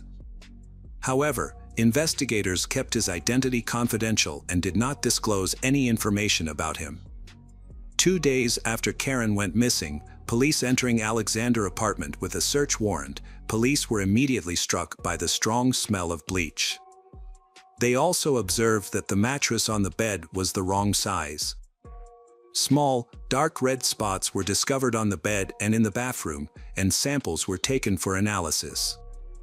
Additionally, a toolbox and a large quantity of cleaning supplies were found in the apartment. A police dog trained to detect human remains indicated a potential find near Alexander Pacto's car. While awaiting a search warrant, detectives discovered that Alexander had taken his car to be cleaned the previous day, but the job appeared to have been done poorly. Upon searching the vehicle, investigators found small, dark red spots on the inside of the passenger door and sent samples to the lab for analysis. As the investigation progressed, suspicions mounted that Karen might not be alive, but the search for her continued unabated. After journalists uncovered the suspect's identity, a photo of Alexander Pacto appeared on the front page of a local newspaper the following day. This unexpected move by the press ultimately proved helpful to the investigation. A man recognized Alexander's photo in the newspaper and contacted the police, offering valuable information. He claimed to have worked with Alexander in the past and revealed that Alexander rented a warehouse on a farm outside Glasgow. This farm was approximately 9 kilometers from Alexander's apartment. The police pursued every lead and investigated this new information. The farm owner verified that Alexander indeed rented a storage space from him for £10 a week. Upon inspection of the storage space, the police discovered a 200-liter drum containing Karen's body, which had been dissolved in caustic soda, a highly corrosive alkaline substance capable of breaking down organic materials. They also found a bonfire with remnants of a mattress that Pacto had attempted to burn. On the same day, April 15th, the suspect in Karen Buckley's case was arrested. Faced with substantial evidence, Alexander admitted to taking Karen's life, but claimed it was in self-defense. Police reconstructed a timeline of events based on evidence and Alexander's testimony. On the night of April 11th to 12th, Karen left the club around 1 a.m. The reason for her departure remains unclear. Her friends reported no argument, stating Karen said she was going to the bathroom and would return. It is also unclear why Karen left her jacket behind, even if she had decided to go home. Officers investigating the case reviewed 1,900 hours of surveillance footage. One recording showed Karen encountering Alexander after leaving a club. They walked together towards his car, where it's believed he offered to drive her home. However, once inside the car, Alexander attacked Karen. He struck her 14 times on the head with a large wrench, resulting in her death. Investigators found dark red stains in the car, bathroom, and on Alexander's bed, later confirmed as Karen's dried blood. After disposing of her body, Alexander planned his next moves, starting with getting rid of Karen's purse, which was later recovered and given to the police. Around 2 a.m., he returned home and did something that shocked the detectives. He took the Karen out of the car and carried it into his apartment.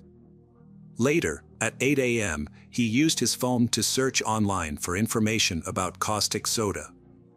He then visited a shopping center where he purchased 6 liters of caustic soda, a respirator mask, and gloves at 9:42 a.m. To get rid of Karen's body, Alexander realized 6 liters of caustic soda wouldn't be enough. He bought more from another store on his way home and put the body in the bathtub. However, since his neighbor would return home around 8 p.m. and he wouldn't have enough time, he wrapped the body in a blanket and hid it in his bedroom. The next day, April 13th, Alexander threw a wrench into the River Clyde, later found by divers. He then visited a nearby shopping center, about a mile and a half away, where he sought a consultant's advice on a product that could remove bloodstains from a mattress. He also purchased 2 padlocks that day. He took Karen's belongings to a farm and burned them. Then, he bought a barrel and took it to a rented warehouse. There, he poured in caustic soda and locked the gate with 2 new padlocks. Later that day, at 6 p.m., police visited his home and took him in for questioning. Alexander confessed to his crime, but his motive was unclear. He claimed he killed Karen in self-defense during a car argument, but investigators did not believe him. They thought he was trying to justify his actions. Police suspected that Alexander killed Karen to cover up another crime and then got rid of her body. However, the body was too decomposed to determine if Karen had suffered violence before dying. In September 2015, Alexander Pacto was found guilty and given a life sentence with the possibility of parole after 23 years. Through his lawyer, he apologized to Karen's family and expressed remorse. Alexander told his lawyer that he was too drunk on the night of the incident to remember why he killed Karen. If he had not pleaded guilty, he would have been eligible for parole in 25 years instead of 23. Hello friends, welcome to our channel. Today we're going to take a look at another horrible case with you, the case of Kani Alm. Kani Alm was born on July 18, 1974, in Malaysia. She was the younger of 2 daughters and enjoyed a very close relationship with her parents. In 1995, Kani moved to the United States to pursue higher education and a career in information technology. While living in the United States, Kani met a man named Brandon. He was a U.S. citizen and an ethnic Chinese whose parents emigrated from Singapore over 20 years ago. Initially, Kani and Brandon were just friends, but their friendship eventually blossomed into a romantic relationship. Brandon became a significant figure in Kani's life, supporting and helping her in various ways. They got married in 2001. Kani's life was on track in 2003. She was working as an analyst in San Diego, planning a future with her husband, and hoping to start a family.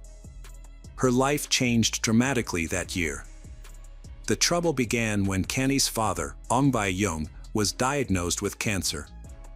Kani decided to fly to Malaysia to support her family during this difficult time. On June 1, 2003, Kani and her husband, Brandon, arrived in Malaysia.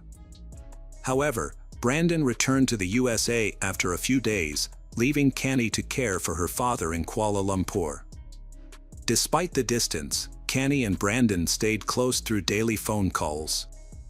They would talk for hours, sharing stories about their daily lives, including their 2 pets.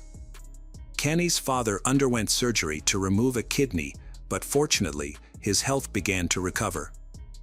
As he improved, Canny planned her return to the USA, scheduling a flight for June 14, 2003. Canny organized a farewell dinner at a local restaurant the evening before her departure, and she invited her mother, sister, and closest friends to join her.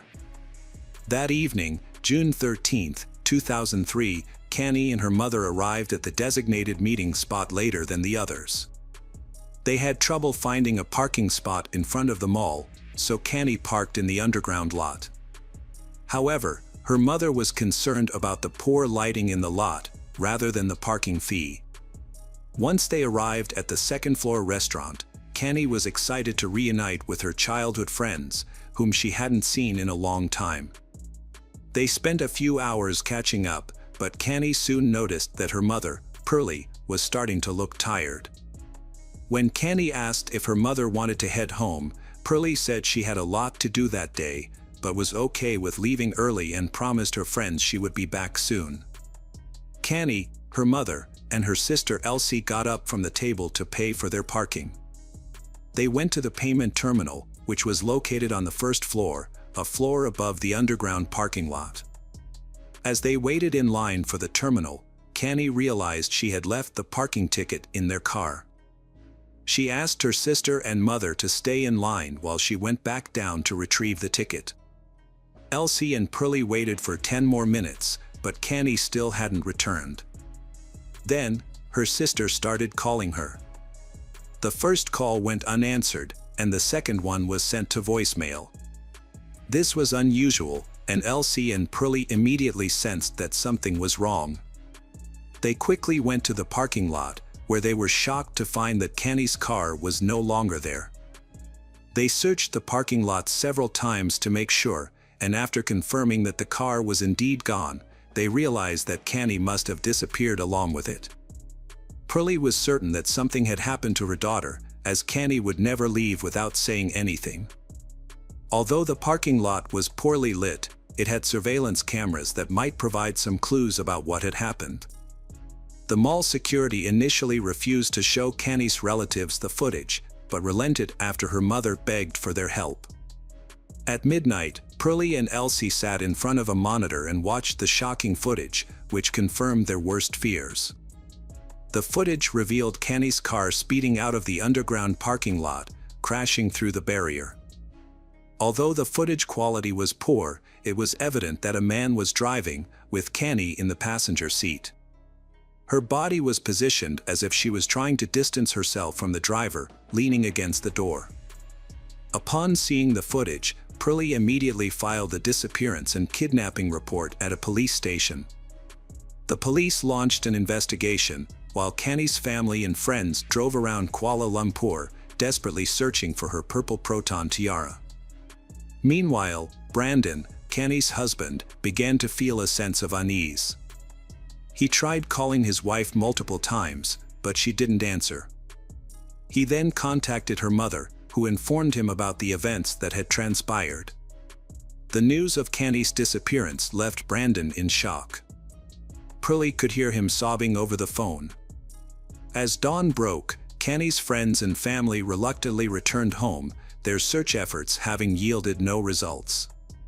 The police disseminated information about the disappearance and conducted their own search, but unfortunately, it didn't lead to any breakthroughs.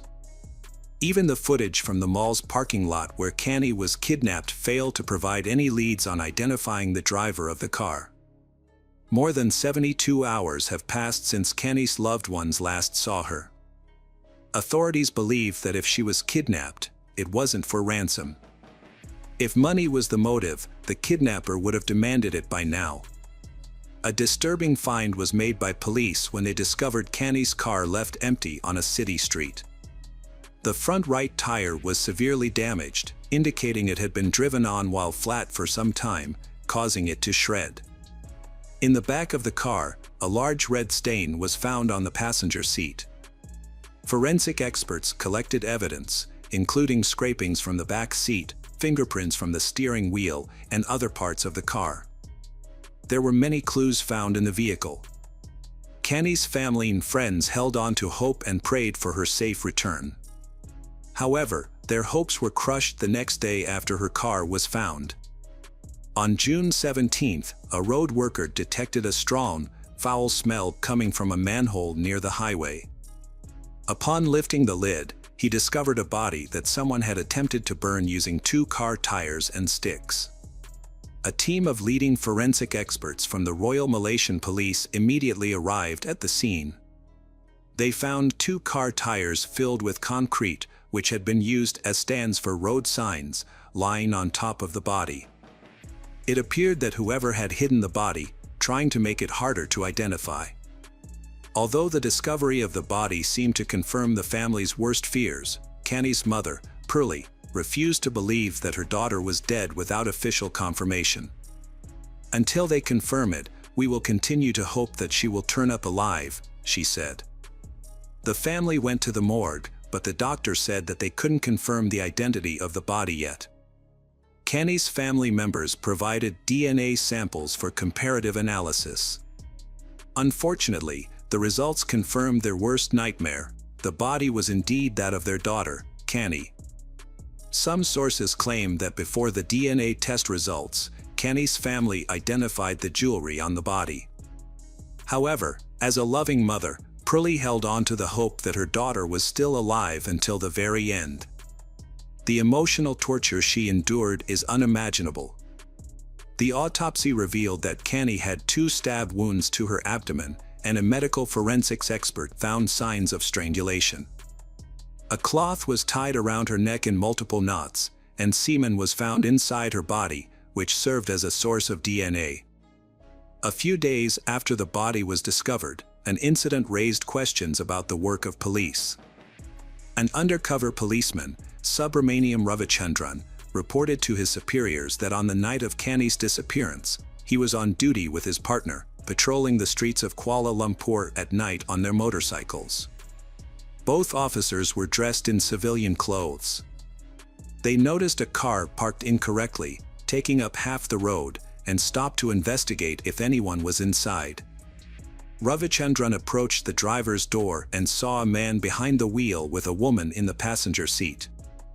He knocked on the window, and when the man lowered it partially, Ravichandran displayed his police ID and asked what they were doing.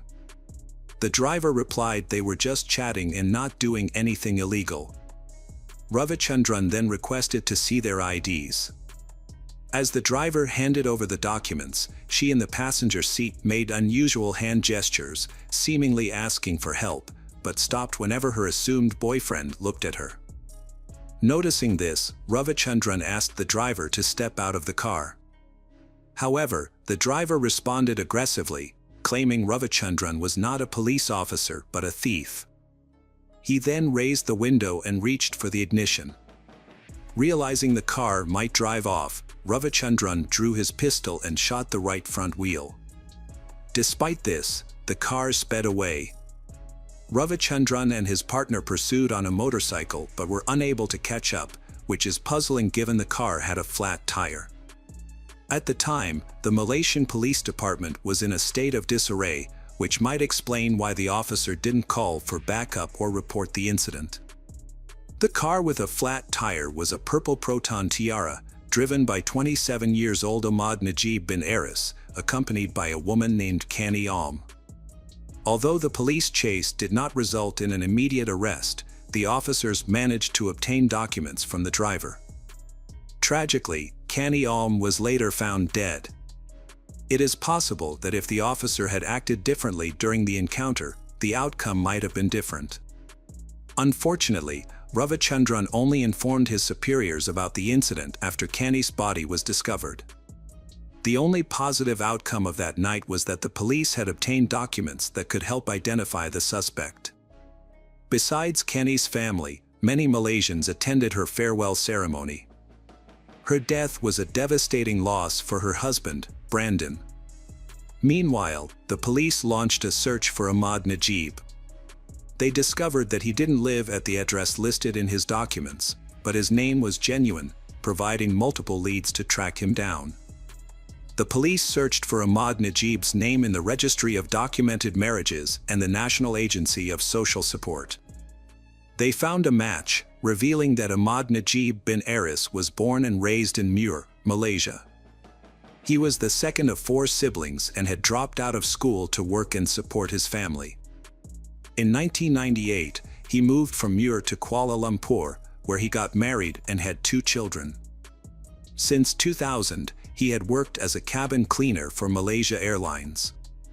Knowing the name of Ahmad Najib's wife and her workplace, the police began surveillance.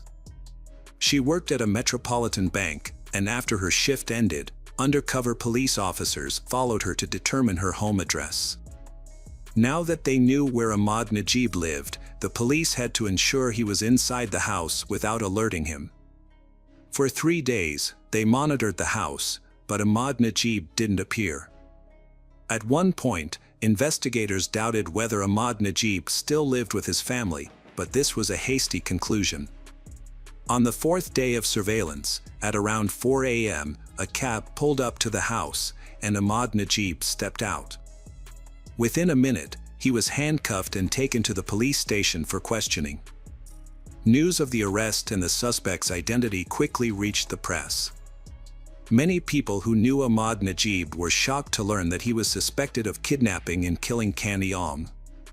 Those who knew him described Ahmad Najib as a devoted husband, a caring father of 2, and an overall good person. However, investigators soon discovered that he may have been hiding a darker side. During the initial interrogation, Ahmad Najib remained calm and requested to speak only with the head of the Criminal Investigation Division. It wasn't until he was presented with evidence linking him to Kanny Ong that Ahmad Najib began to deny any wrongdoing. His confidence seemed to wane as the evidence mounted. Investigators showed him 2 IDs that he had given to an officer on the night of Kanny Ong's kidnapping. They also revealed that they had found bloodstains on his jacket and jeans, which DNA analysis would likely confirm to be Kanny Ong's blood.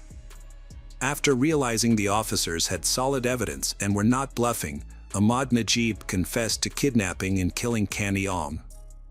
Within 10 days of the kidnapping, on June 23, 2003, he was taken to court, where he repeated his confession. The police then conducted an investigative experiment where Ahmad Najib showed them all the locations he had been with Kanny Ong. He provided a detailed account of how he forced her to be intimate with him multiple times, how he took her life, and how he attempted to dispose of her body. Evidence supporting his statements was found at all the locations he led the police to. The investigation began at the underground parking lot, where cameras captured footage of Ahmad Najib. According to his statement, he was waiting for his former boss, who had fired him and whom he sought revenge against. However, the claim about the former boss was never verified. Hiding in the darkness, he observed Kanny Ong searching for something in her car and seized the opportunity to take advantage of the situation. He forcefully pushed her into the car, issuing threats that if she attempted to escape or seek help, she would face dire consequences. Overwhelmed, Kanny Ong became disoriented and obediently followed his instructions. Next, he took the driver's seat and sped out of the parking lot. After crashing through a barrier, he stopped in an industrial area, where he began to harass Kanny Ong. Just as this was happening, a plainclothes police officer approached the car. Ahmad Najib falsely told the officer that he didn't know he had taken the wrong person until the officer asked him and his victim for their identification. Even assuming Ahmad Najib had intended to kidnap his former boss, his guilt remains unchanged. Undoubtedly, his former boss would have suffered the same fate as Kanny Ong. According to Ahmad Najib's account, he managed to evade the pursuing officer. Despite the officer possessing his documents, Ahmad Najib failed to consider releasing Kanny Ong. Instead, he stopped the car on the street to replace a tire damaged by a bullet. Nearby, a car containing a woman was parked at the spot where he had pulled over. He approached she and asked for a car jack, intending to change his tire. However, he noticed Canny Ong signaling to she, who then handed him the jack. He abandoned the idea of changing the tire and drove off immediately. Later, he stopped at a secluded area and used a knife to threaten Canny Ong, forcing her to engage in intimate acts with him. Afterwards, he drove to another district where he coerced Canny Ong into satisfying him again, with both of them in the back seat. Canny Ong pleaded for mercy, but he took her life instead. He then disposed of her body in a manhole near a highway, moved the car to another location, and left it there. 16 hours later, he returned to the scene with a gasoline canister in an attempt to conceal evidence of the crime. DNA analysis confirmed that the semen found in Canny Ong's body belonged to Ahmad Najib bin Aris. His DNA was also discovered in the car, along with his fingerprints, providing further irrefutable proof of his guilt. Additionally, the analysis revealed that the blood on his jacket and jeans belonged to Canny Ong. The trial began on September 15, 2003, 3 months after Canny Ong's death. This high-profile case drew widespread attention from the Malaysian media and public. The trial attracted not only ordinary Malaysians and journalists but also individuals seeking to boost their reputation, including numerous attorneys representing Ahmad Najib. Despite admitting guilt during the investigation, overwhelming evidence, including DNA proof, Ahmad Najib changed his stance after consulting 6 attorneys. At his first trial, he claimed his confession was made under police pressure. However, the judge before whom Ahmad Najib confessed immediately after his arrest testified that there were no signs of physical abuse, and Ahmad Najib appeared calm and relaxed. The attorneys then shifted their strategy, arguing that Canny Ong was in the car with Ahmad Najib voluntarily. They suggested that Canny Ong, a black belt in Taekwondo, should have attempted to escape if she were being held against her will. However, this attempt to blame Canny Ong was rejected, as people respond differently to critical situations. However, another claim surfaced, stating that Canny Ong had consensual intimacy with Ahmad Najib and that Canny Ong's death was caused by strangulation used to heighten the experience. Forensic experts disagreed with and rejected this account of what happened. The cloth around Canny's neck was tied in multiple knots, suggesting that Canny Ong had no intention of loosening it. Indeed, the cloth was so tight that the skin beneath was the only area on the body not affected by the fire. Furthermore, the cloth was a type used for cleaning plane windows, and given the defendant's job as a cabin cleaner, this linked him more closely to the crime. Additionally, the lawyers struggled to explain the stab wounds on Canny's body. At this point, Ahmad Najib's attorneys advised him to remain silent and not testify. Many questioned why Canny didn't escape the car when she had at least 2 chances to do so. On February 23, 2005, Ahmad Najib bin Aris was convicted of all charges connected to the crime committed against Canny Ong. The evidence pointed to him as the sole perpetrator.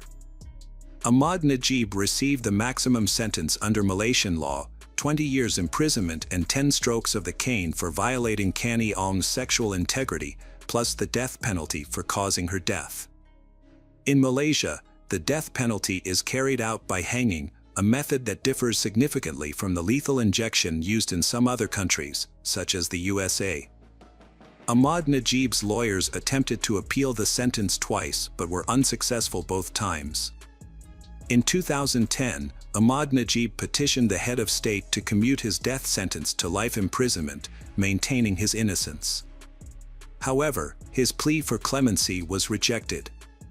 More than 13 years after Canny Ong's death, on September 23, 2016, Ahmad Najib's sentence was carried out. He was 40 years old at the time of his execution. Hello friends, welcome to our channel. Today we're going to take a look at another horrible case with you, the case of Natasha Kornoyer. Natasha Kornoyer, 37 years old, has gone missing suddenly and without any notice. She didn't visit her mother, respond to phone calls, or return home. As the day went on, it became clear that none of her friends or colleagues had seen her either. Her worried relatives reported her missing at 5 p.m., prompting a police investigation. Natasha worked as a public relations specialist for the Correctional Service of Canada. Detectives began by interviewing her co-workers. Upon arrival, they found her car still parked nearby. A nervous-looking man, Michel Trottier, was standing by her vehicle. He claimed to be in a relationship with Natasha and was trying to figure out where she might have gone. The back door of Natasha's car had scratches, but it was unclear if they were related to her disappearance.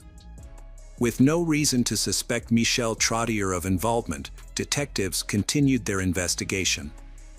Co-workers reported that Natasha was at work on October 1, 2009, the day before she vanished. She seemed to be in a good mood, friendly, and untroubled, with no signs of anything amiss.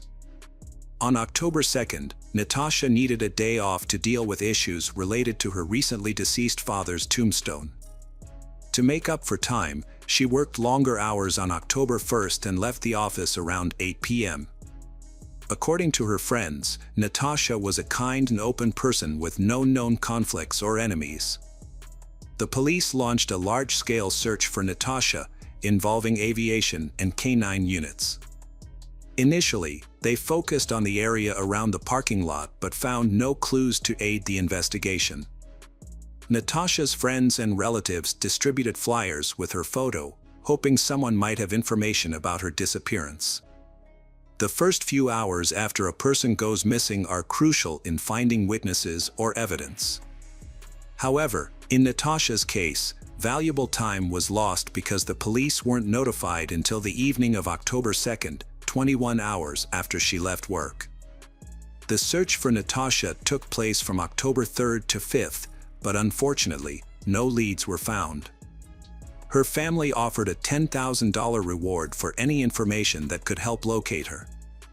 Natasha's boyfriend, Michel Trottier, suspected she had been kidnapped and made a televised plea for her safe release. Meanwhile, the police were investigating their personal lives. They had been together for 4 years, but their relationship had been rocky, with multiple breakups and reconciliations. The police explored all possible scenarios surrounding Natasha's disappearance. They reviewed CCTV footage from her workplace, both inside and outside the building. The footage showed Natasha arriving at 9:04 a.m. and leaving at 8:07 p.m. She had parked her car in a poorly lit area of the parking lot, and the cameras captured her walking towards it. However, she eventually disappeared from view due to the darkness. After a few minutes, the car headlights turned on and the car started moving, but instead of heading towards the exit, it drove to the opposite side of the parking lot, which was also poorly lit. The car stopped and the headlights went out. The vehicle remained in this position for about 20 minutes before moving towards the exit. It was determined that this car was not Natasha's, as she owned a Mazda. Further investigation revealed that the car in the video was a Ford Windstar minivan, which had entered the parking lot at 6:35 p.m. and parked next to Natasha's car. Based on the video footage, the police concluded that Natasha Conoyer's disappearance was likely a kidnapping. On the 5th day of the search, October 6, 2009, the focus shifted from finding a missing person to investigating a homicide. Natasha's body was discovered in a vacant lot in the Pointe-aux-Trembles area, approximately 20 miles from her workplace. The body was located next to a dirt road that led to the riverbank. The news of Natasha's death devastated her relatives and friends, who were further disturbed by the medical examiner's report. According to the report, Natasha's cause of death was strangulation. Additionally, she had suffered 9 facial injuries, including a broken nose, and had marks on her wrists and ankles indicating that she had been bound. Seminal fluid was also found inside her body, which would serve as a source of DNA evidence. While awaiting DNA analysis results, detectives attempted to identify the owner of a minivan captured on camera the day Natasha vanished. In 2009, there were 2 motels near Natasha's workplace. On October 16, 2009, 10 days after her body was discovered, police visited both motels to review guest registration cards. At the Lido Motel, they found a guest who had registered a Ford Windstar. The guest was 48 years old Claude LaRouche, a registered sex offender with 2 prior convictions. In 1993, Claude was sentenced to 1 year in prison and 2 years of probation for coercing a 19-year-old acquaintance into sex. In 2005, he received a 40-month prison sentence for attempting to kidnap a 7-year-old girl. She managed to escape and run to a neighbor's house. Claude's 40-month sentence for the attempted kidnapping of a child raises questions about the severity of his punishment.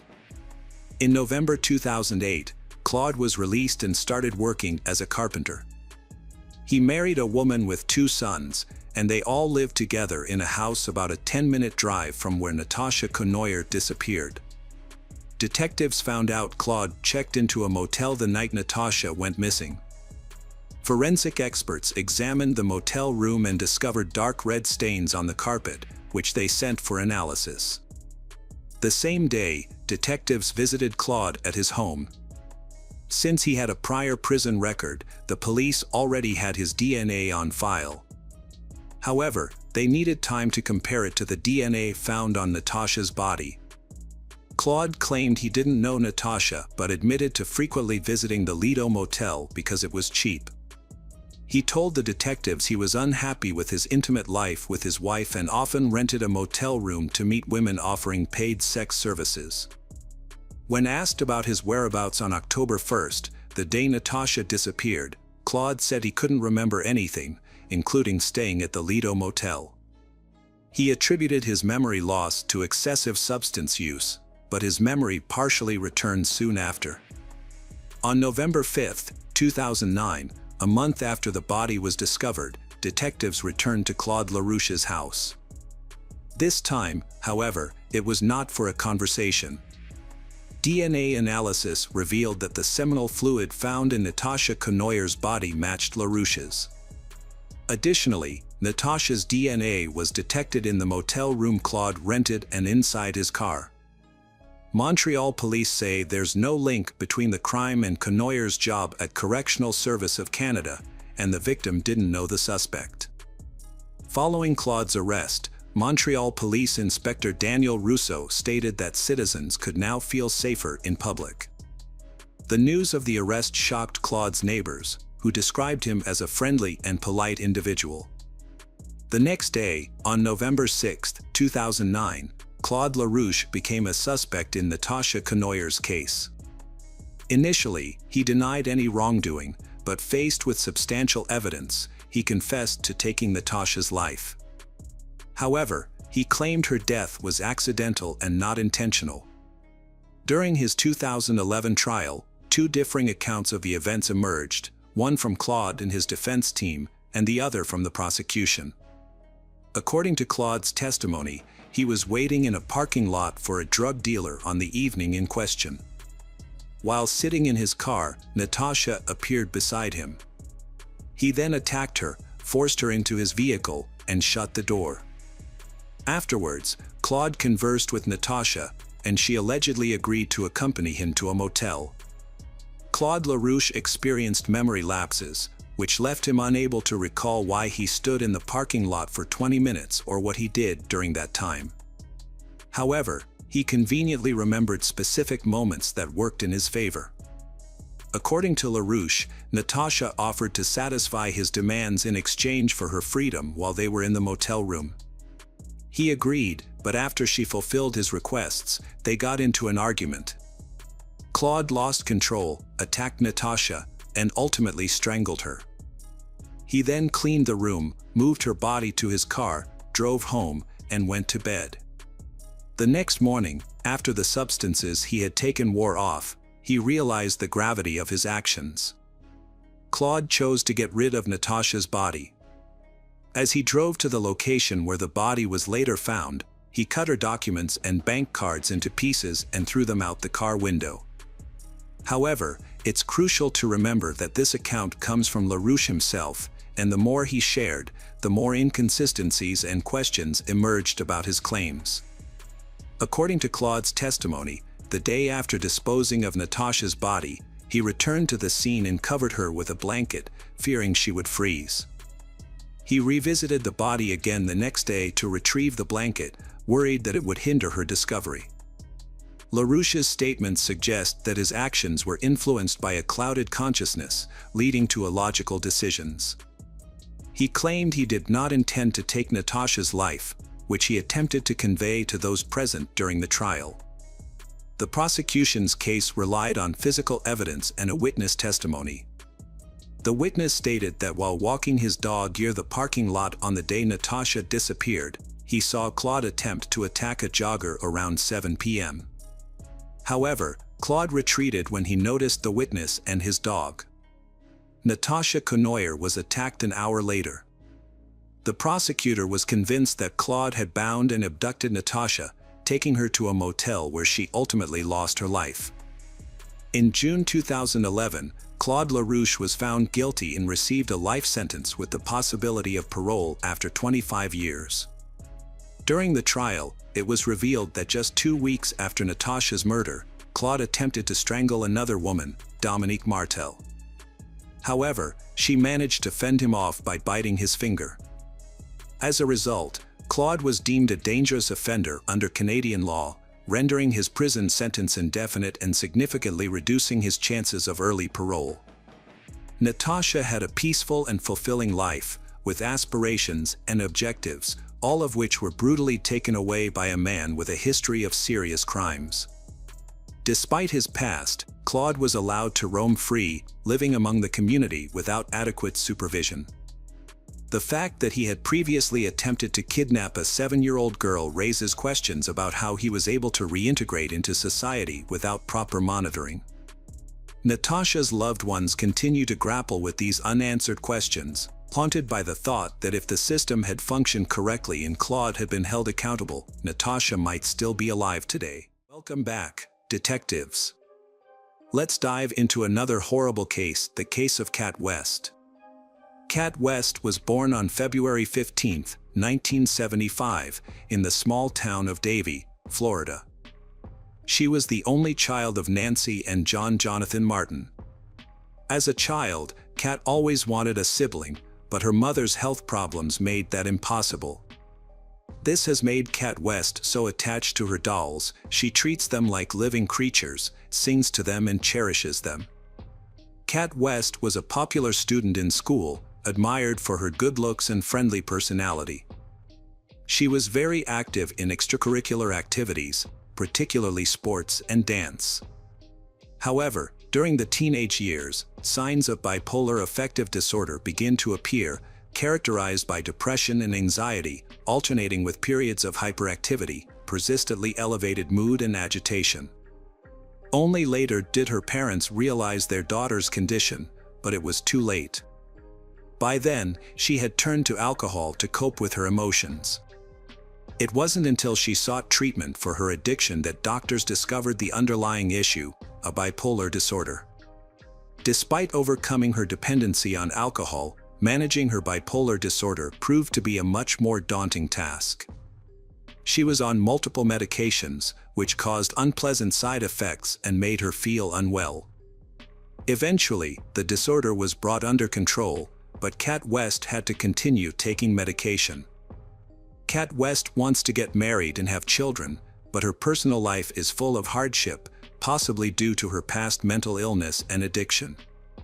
However, Kat West is a charismatic and attractive person, has many admirers, is often the life of the party and shines in the spotlight. Growing up, Kat West aspired to be a model.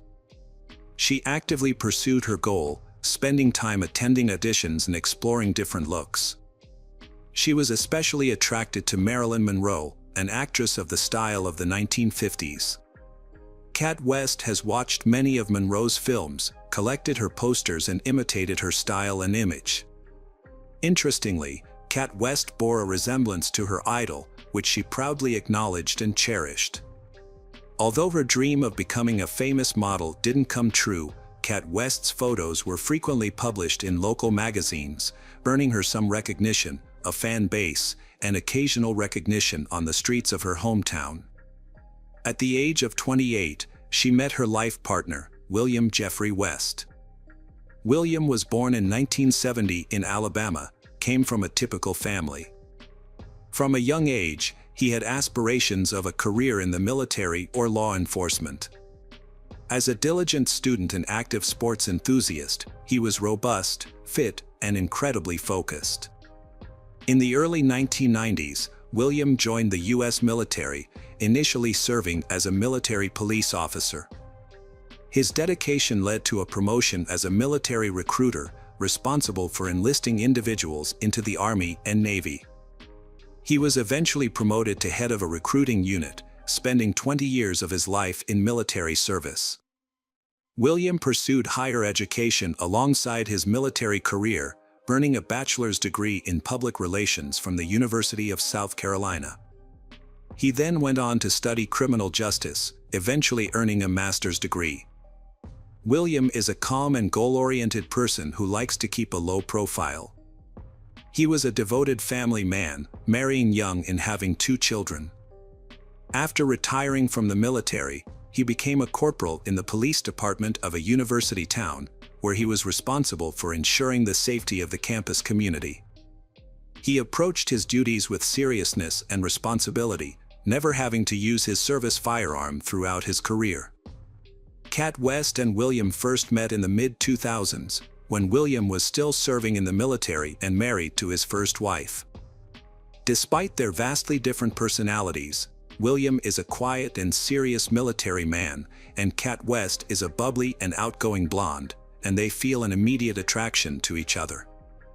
In 2004, William, a married man at the time, met Kat West. Despite their 5-year age gap and Kat West struggles with alcohol addiction, but they quickly fell in love. William soon filed for divorce to be with Kat West, and in less than 5 months, they got married in Las Vegas in 2005. After getting married, they welcomed their first child, a daughter named Lola. They moved to Sarah, Alabama, William's home state, where Kat designed their custom-built home, adorning their bedroom with portraits of her idol, Marilyn Monroe. Neighbors described the Williams as a happy couple, despite their very different personalities.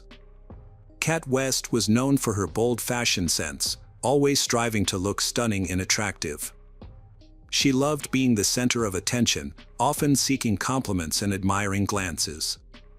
In contrast, William appeared more reserved and serious, a trait likely developed during his long military career.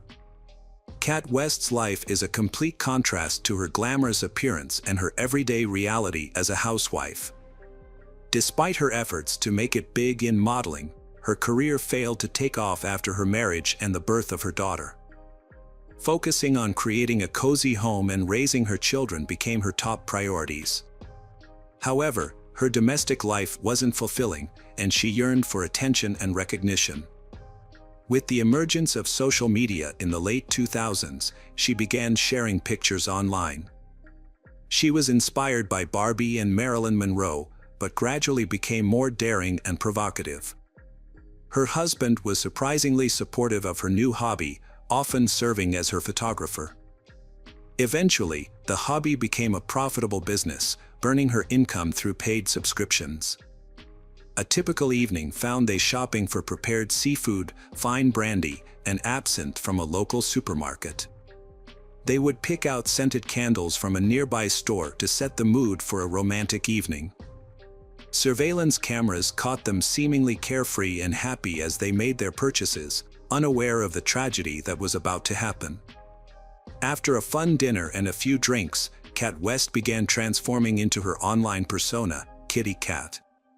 She asked Williams to take some intimate photos of her, first in lingerie and then without clothes. Williams agreed and took several revealing shots, which were later posted on Kat West's private online profile, accessible only to her fans. A romantic evening that seemed to end in a night of passion instead led to a tragic ending. The next morning, January 13th, around 5 a.m., a young neighbor of the Williams was on her way to work. Although the sun had not yet risen, it was light enough outside for her to notice something unusual as she passed the Williams house.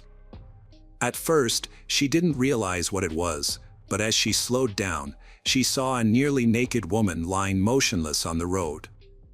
She also thought she saw someone standing on the doorstep of the house, but they quickly disappeared into the shadows when they noticed her approaching.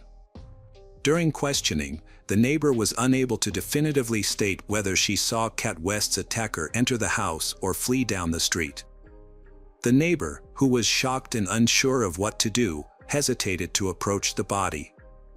After returning home, she informed her parents, and together they called emergency services to report the distressing discovery. At the operator's request, the neighbor reluctantly approached the body while waiting for help to arrive. She identified the body as Cat West and checked for a pulse, but unfortunately, there was none. Cat West's body was cold and stiff. Cat West was found lying face down on the sidewalk, wearing only a bright pink bra top. There was a pool of blood under her head. Nearby was a bottle of wormwood wine with some of the wine spilled on the road and blood stains on the bottle. A short distance away lay her smashed smartphone. Due to the quiet residential area, there were no other witnesses to the incident, which remains shrouded in mystery. Cat West's car was last seen around 8:30 p.m. and the time her body was discovered at 5 a.m. A key figure who may be able to shed some light on the events is Cat West's husband, Mr. Williams. The investigation is ongoing, with Detective Michael Melhoff being one of the first to arrive at the scene. When the detective arrived at the house where Cat West's body was found, Williams answered the door. He seemed anxious but claimed he didn't know what was going on. When asked about his wife's whereabouts, Williams said he had just woken up and couldn't find her in bed. The detective then told him that a woman's body, identified by neighbors as Cat West, had been found near the house.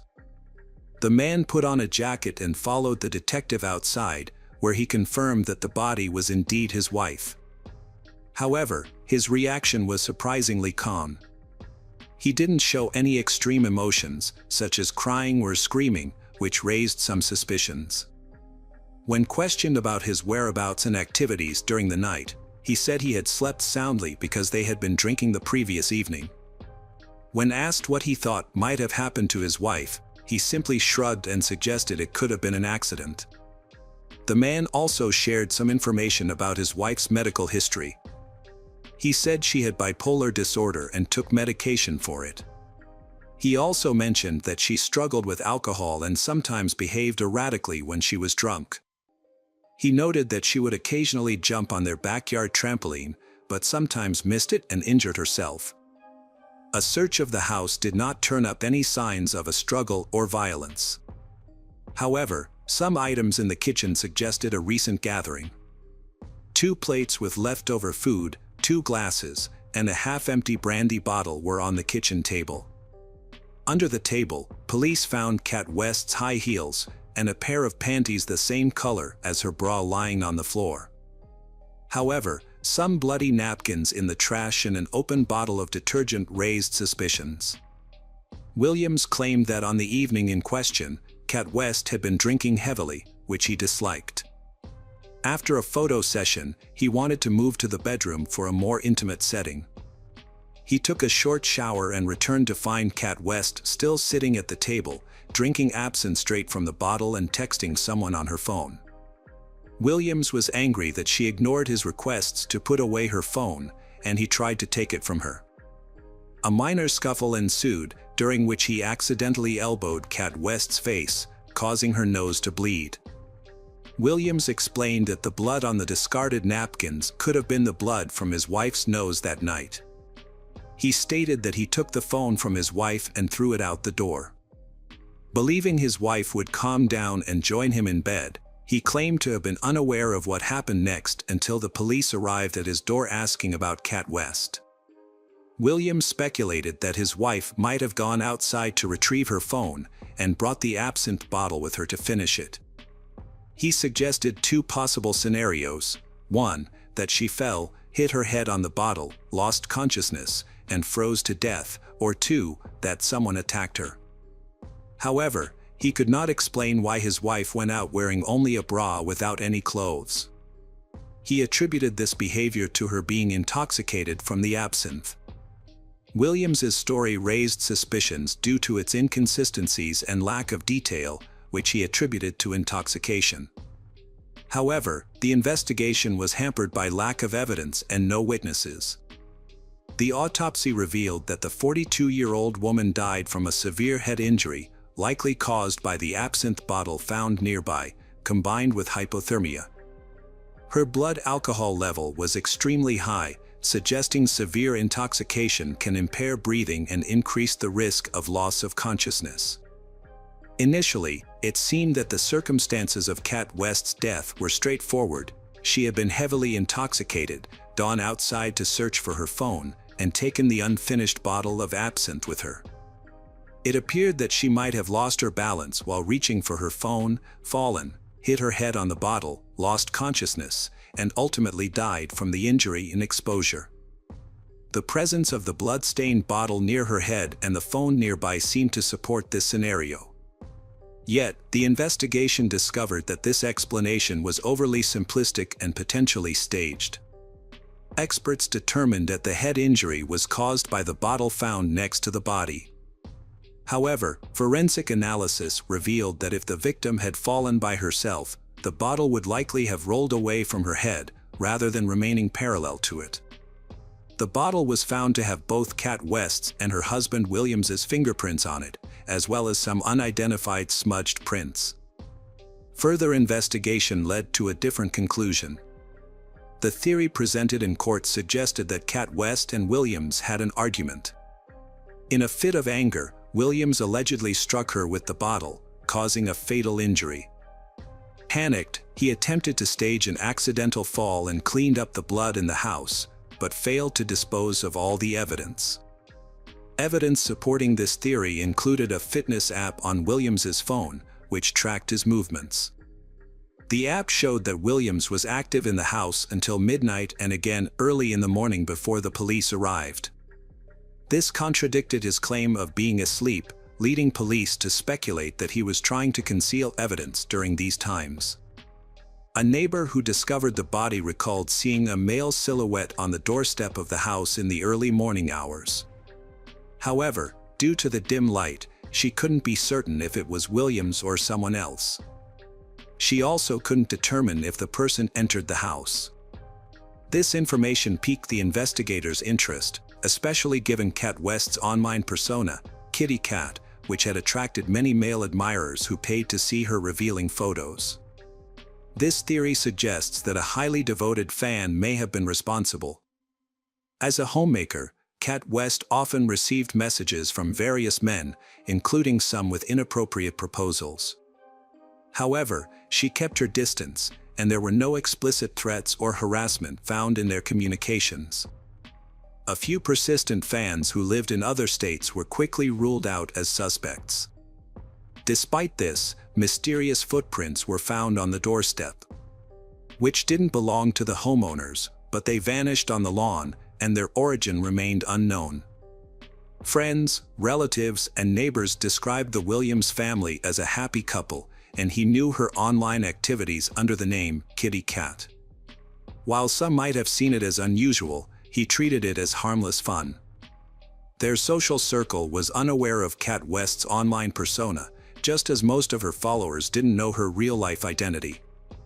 Williams firmly denied ever abusing his wife, saying he loved her so much that harming her was impossible.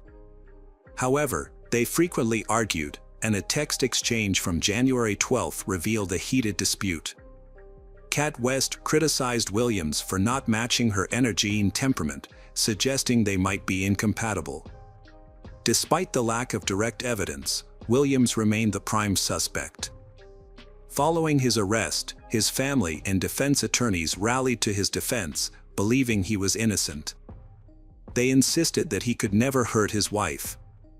After his arrest, Williams was unable to afford the $500,000 bail and had to stay in custody until his trial, which took almost 3 years. He was offered a plea deal, admitting guilt in exchange for a reduced sentence, but he refused, maintaining his innocence. The trial, which began in November 2020, drew significant media attention. This publicity put pressure on the judges and jurors. By this time, the possibility of a third party's involvement in Cat West's death was no longer considered. The prosecution argued that all the evidence indicated that Williams was responsible for his wife Cat West's death. They believed that, fueled by jealousy and intoxicated, he hit her with a bottle, causing fatal injuries.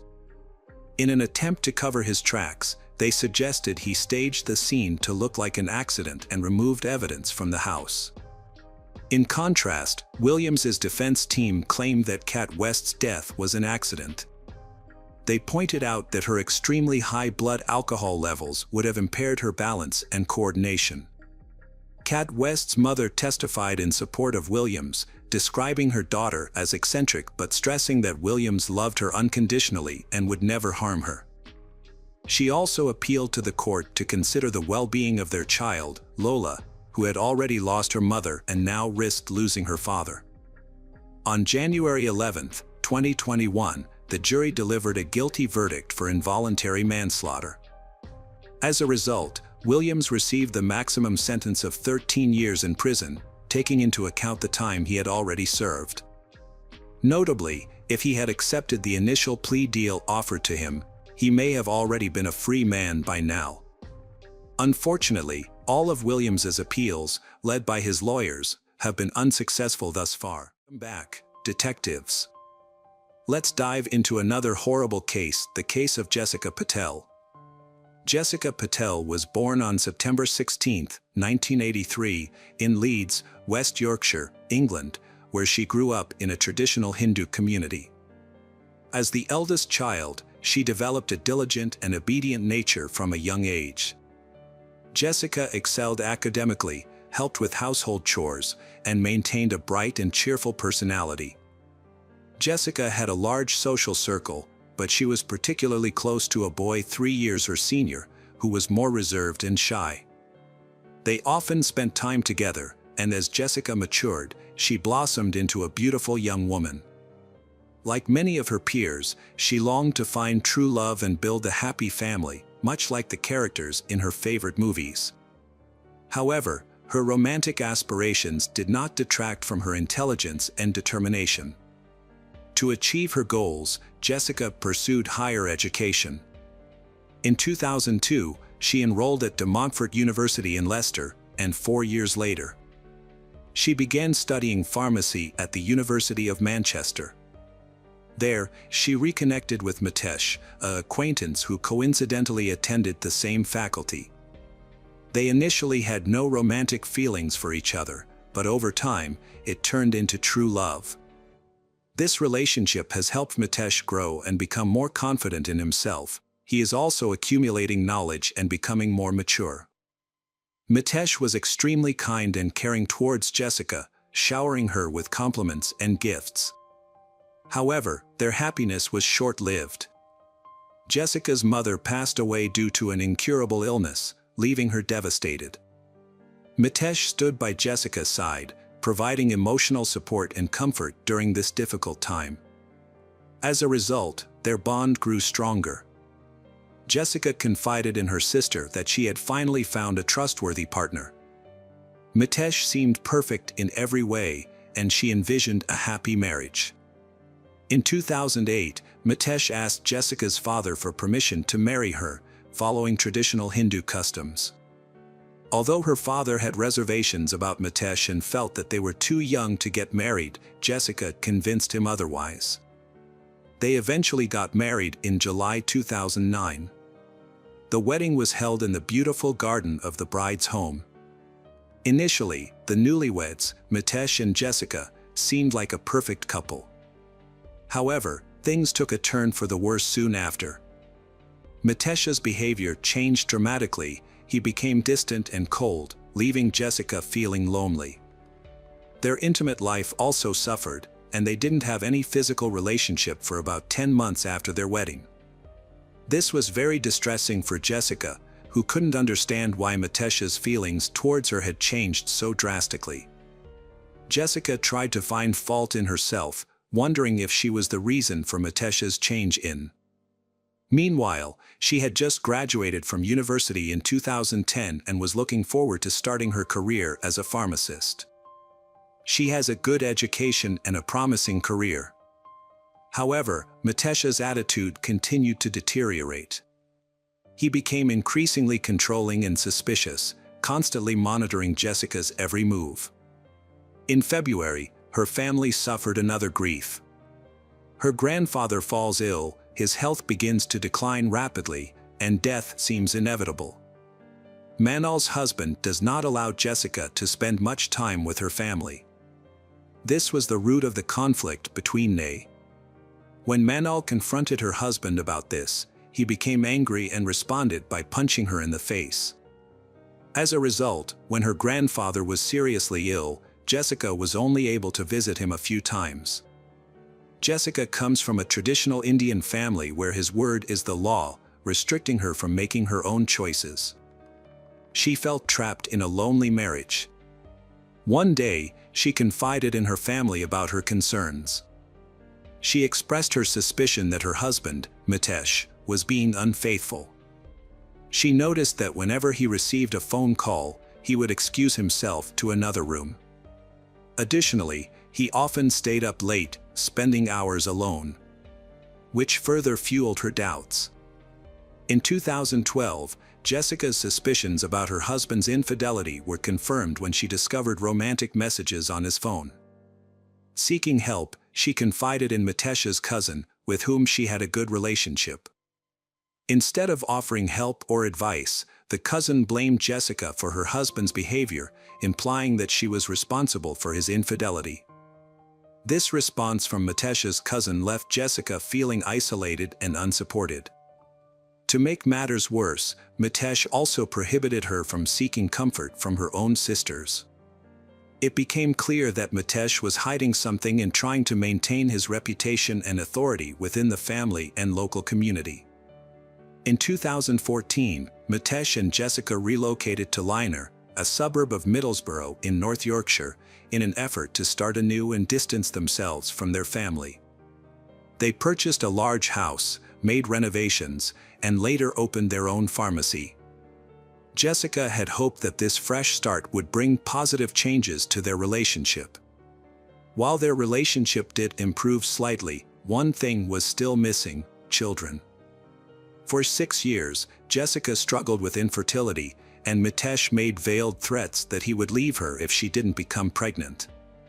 In October 2015, she decided to go through in vitro fertilization. However, the initial attempts were unsuccessful, causing her to become increasingly anxious and depressed, especially with the added stress of hormone treatments. To make matters worse, Mitesh's behavior changed. He became distant and cold towards her at home. He would only show affection in public, and even then, it seemed superficial. He was often preoccupied with his phone, and the tension between them became unbearable. She reached her breaking point and suggested they separate, confessing that she was unhappy in the marriage. Mitesh's response caught her off guard.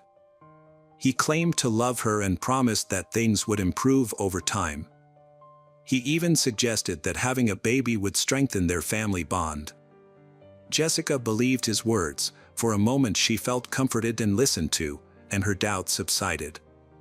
On May 9, 2018, Mitesh and Jessica Patel received the exciting news that 3 of their embryos had been successfully fertilized, with a transfer scheduled for the following month. Jessica was overjoyed at the prospect of becoming a mother and eagerly shared the news with her family. Tragically, their happiness was short-lived. A few days later, on the evening of May 14, 2018, Mitesh Patel made a frantic call to the emergency services, reporting that he had found his wife's body at their home. He claimed that he had left the house earlier to buy food and pick up his laptop from work. When he returned home, he found that the house had been burglarized and Jessica was lying unconscious on the living room floor. Mitesh told police that Jessica's skin was cold to the touch and there were bruises on her neck. He was clearly distressed, crying as he spoke. The police assured him that rescuers were on the way. When the officers arrived, they found Jessica's body on the living room floor, her wrists and ankles bound with duct tape. A grocery bag was nearby. Despite the medical team's efforts, Jessica died on the scene. The investigators sought to determine the motive behind the heinous crime.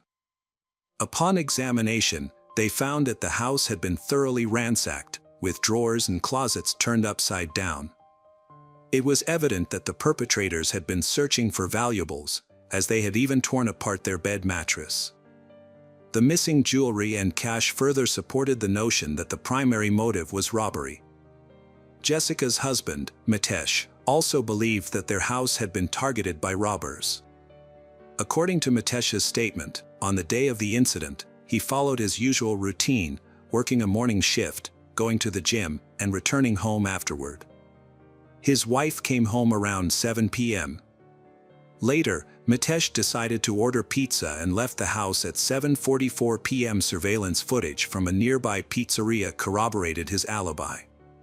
Before leaving the pizzeria, he tried to call his wife to tell her he was on his way home, but no one picked up. Mitesh stopped at a pharmacy without notice, so he returned home later than expected. When Mitesh returned home at 8:50 p.m., he was met with a gruesome scene. His wife was bound, and their belongings were scattered everywhere. Neighbors was left reeling after the tragic event. This neighborhood is known as a wealthy and peaceful place, and has never had a crime before. The autopsy report revealed that Jessica's cause of death was strangulation, with the attacker using a bag, bare hands, and an electrical cord to ensure her demise. Since there were no signs of forced entry, investigators initially suspected that Jessica knew her attacker and had let them into the house.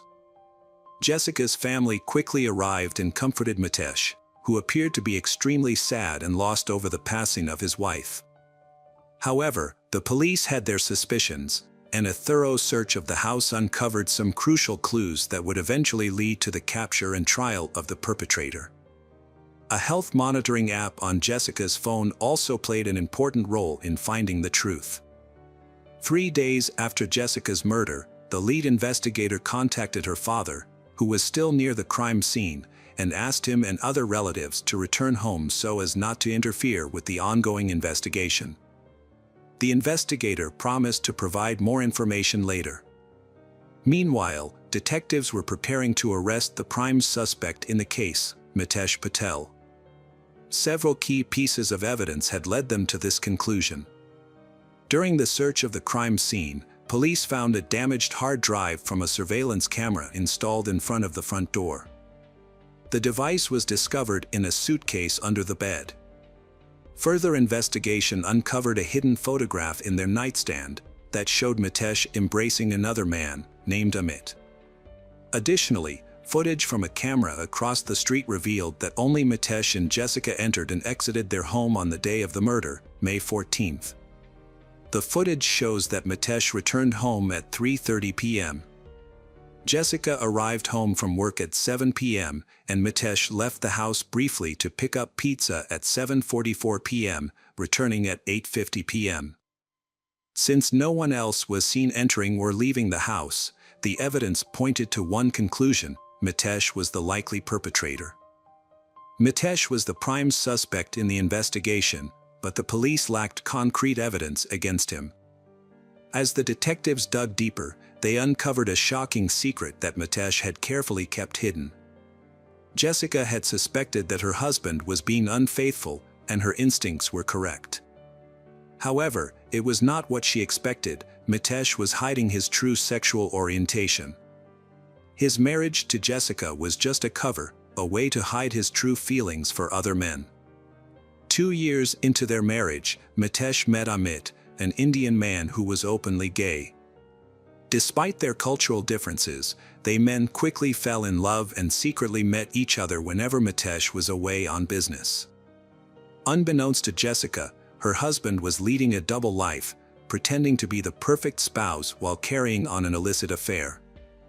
In 2016, Amit moved to Australia, but Amit and Mitesh continued their relationship. Mitesh had had a plan to become same-sex parents with Amit by using Jessica's embryos and finding a surrogate.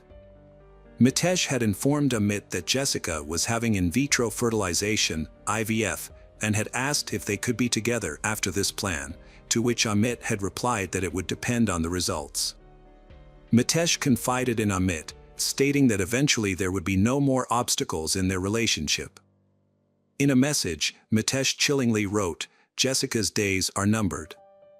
It was later discovered that Mitesh was secretly taking fertility-affecting medication to avoid intimate relations with Jessica. The investigation revealed that Mitesh's internet search history was reconstructed. He had searched for "how to get rid of his wife," Hindu funeral, and procedure for obtaining insurance payments for the murder of a spouse. Notably, Jessica had a £2 million life insurance policy. After her death, Mitesh planned to claim the money and use it to buy a property in Australia. In the weeks leading up to Jessica's death, Mitesh had been actively searching for a new home, aiming to create a comfortable environment for his future family. Investigators analyzed their cell phones and found incriminating messages. They also discovered a fitness app that tracked the number of steps taken by Jessica's. The data showed that Jessica's phone had not moved since 8:04 p.m. However, 15 minutes later, the phone recorded 14 steps, suggesting that either Jessica had made her last movements or someone had moved the device. In contrast, Mitesh's phone data revealed high physical activity and an elevated heart rate in the period leading up to his wife's murder, which was unusual for him. Between 7:44 p.m. and 8:30 p.m., Jessica's husband, Mitesh, walked up and down the stairs multiple times, creating false evidence of a burglary by throwing objects around the house. Before calling 911, he went upstairs to conceal evidence, including a hard drive from a surveillance camera in the safe of the pharmacy he and his wife owned. During the police investigation, they found stolen jewelry, £25,000, and a couple of gold bars, which Mitesh claimed had been taken during the robbery. They also discovered a roll of duct tape similar to the one used to bind the victim's arms and legs. The torn end of the tape matched the piece taken as evidence from Jessica's body. To create an alibi, Mitesh had to go to his workplace the evening after the pizza party. Despite planning for years, he was remarkably careless and left a trail of evidence behind. Furthermore, DNA analysis found under Jessica's fingernails showed that it matched Mitesh's DNA. Mitesh had scratch marks on his neck, which he attributed to a fall. During the investigation and subsequent trial, Mitesh, the accused, denied any wrongdoing. He claimed that his interactions with Jessica were mere coincidence. The 3-week trial strung together the developments in the case. It was established that he attacked his wife as soon as she entered the house. She fought back and scratched the attacker but was eventually controlled. Initially, Mitesh had planned to kill his wife by administering the lethal dose of insulin. However, this method takes a long time to be effective and there is a risk that the plan will be discovered. To ensure a quicker outcome, Mitesh suffocated his wife by putting a bag over her head. To make sure his wife was dead, he strangled her with his hands and then used a rope. The prosecution presented physical evidence, including empty ampules found in Mitesh Patel's laptop bag, which linked him to the crime. Mitesh brutally murdered his wife, Jessica, in their home, a place they had shared for years. The entire ordeal took only 20 minutes. He then brutally tied her up to create the appearance that she had been robbed. Following the murder, Mitesh went about his day as usual, even stopping at a pizza place and calling Jessica's phone. The news of her death left both families in shock and disbelief. Tragically, Jessica had been seeking help in the months leading up to her murder, but her cries for aid were ignored. Only her sister seemed worried, but they couldn't do much to help either. The jury deliberated for 2 hours before delivering a guilty verdict. On December 5, 2018, the court sentenced Mitesh Patel to life in prison, with the possibility of parole after 30 years. Mitesh showed no remorse for his actions, and it seemed that the only person he felt sorry for was himself. The family was still grappling with the loss of Jessica's death, remembering her in their daily prayers and cherishing the happy moments they had shared together. It is unlikely that they will ever forgive Mitesh for his heinous crime. According to Hindu beliefs, her soul must be reborn. Since she suffered a lot in life and was unhappy but remained a good person, in the next incarnation, she will be rewarded. At least that was a comfort to her loved ones.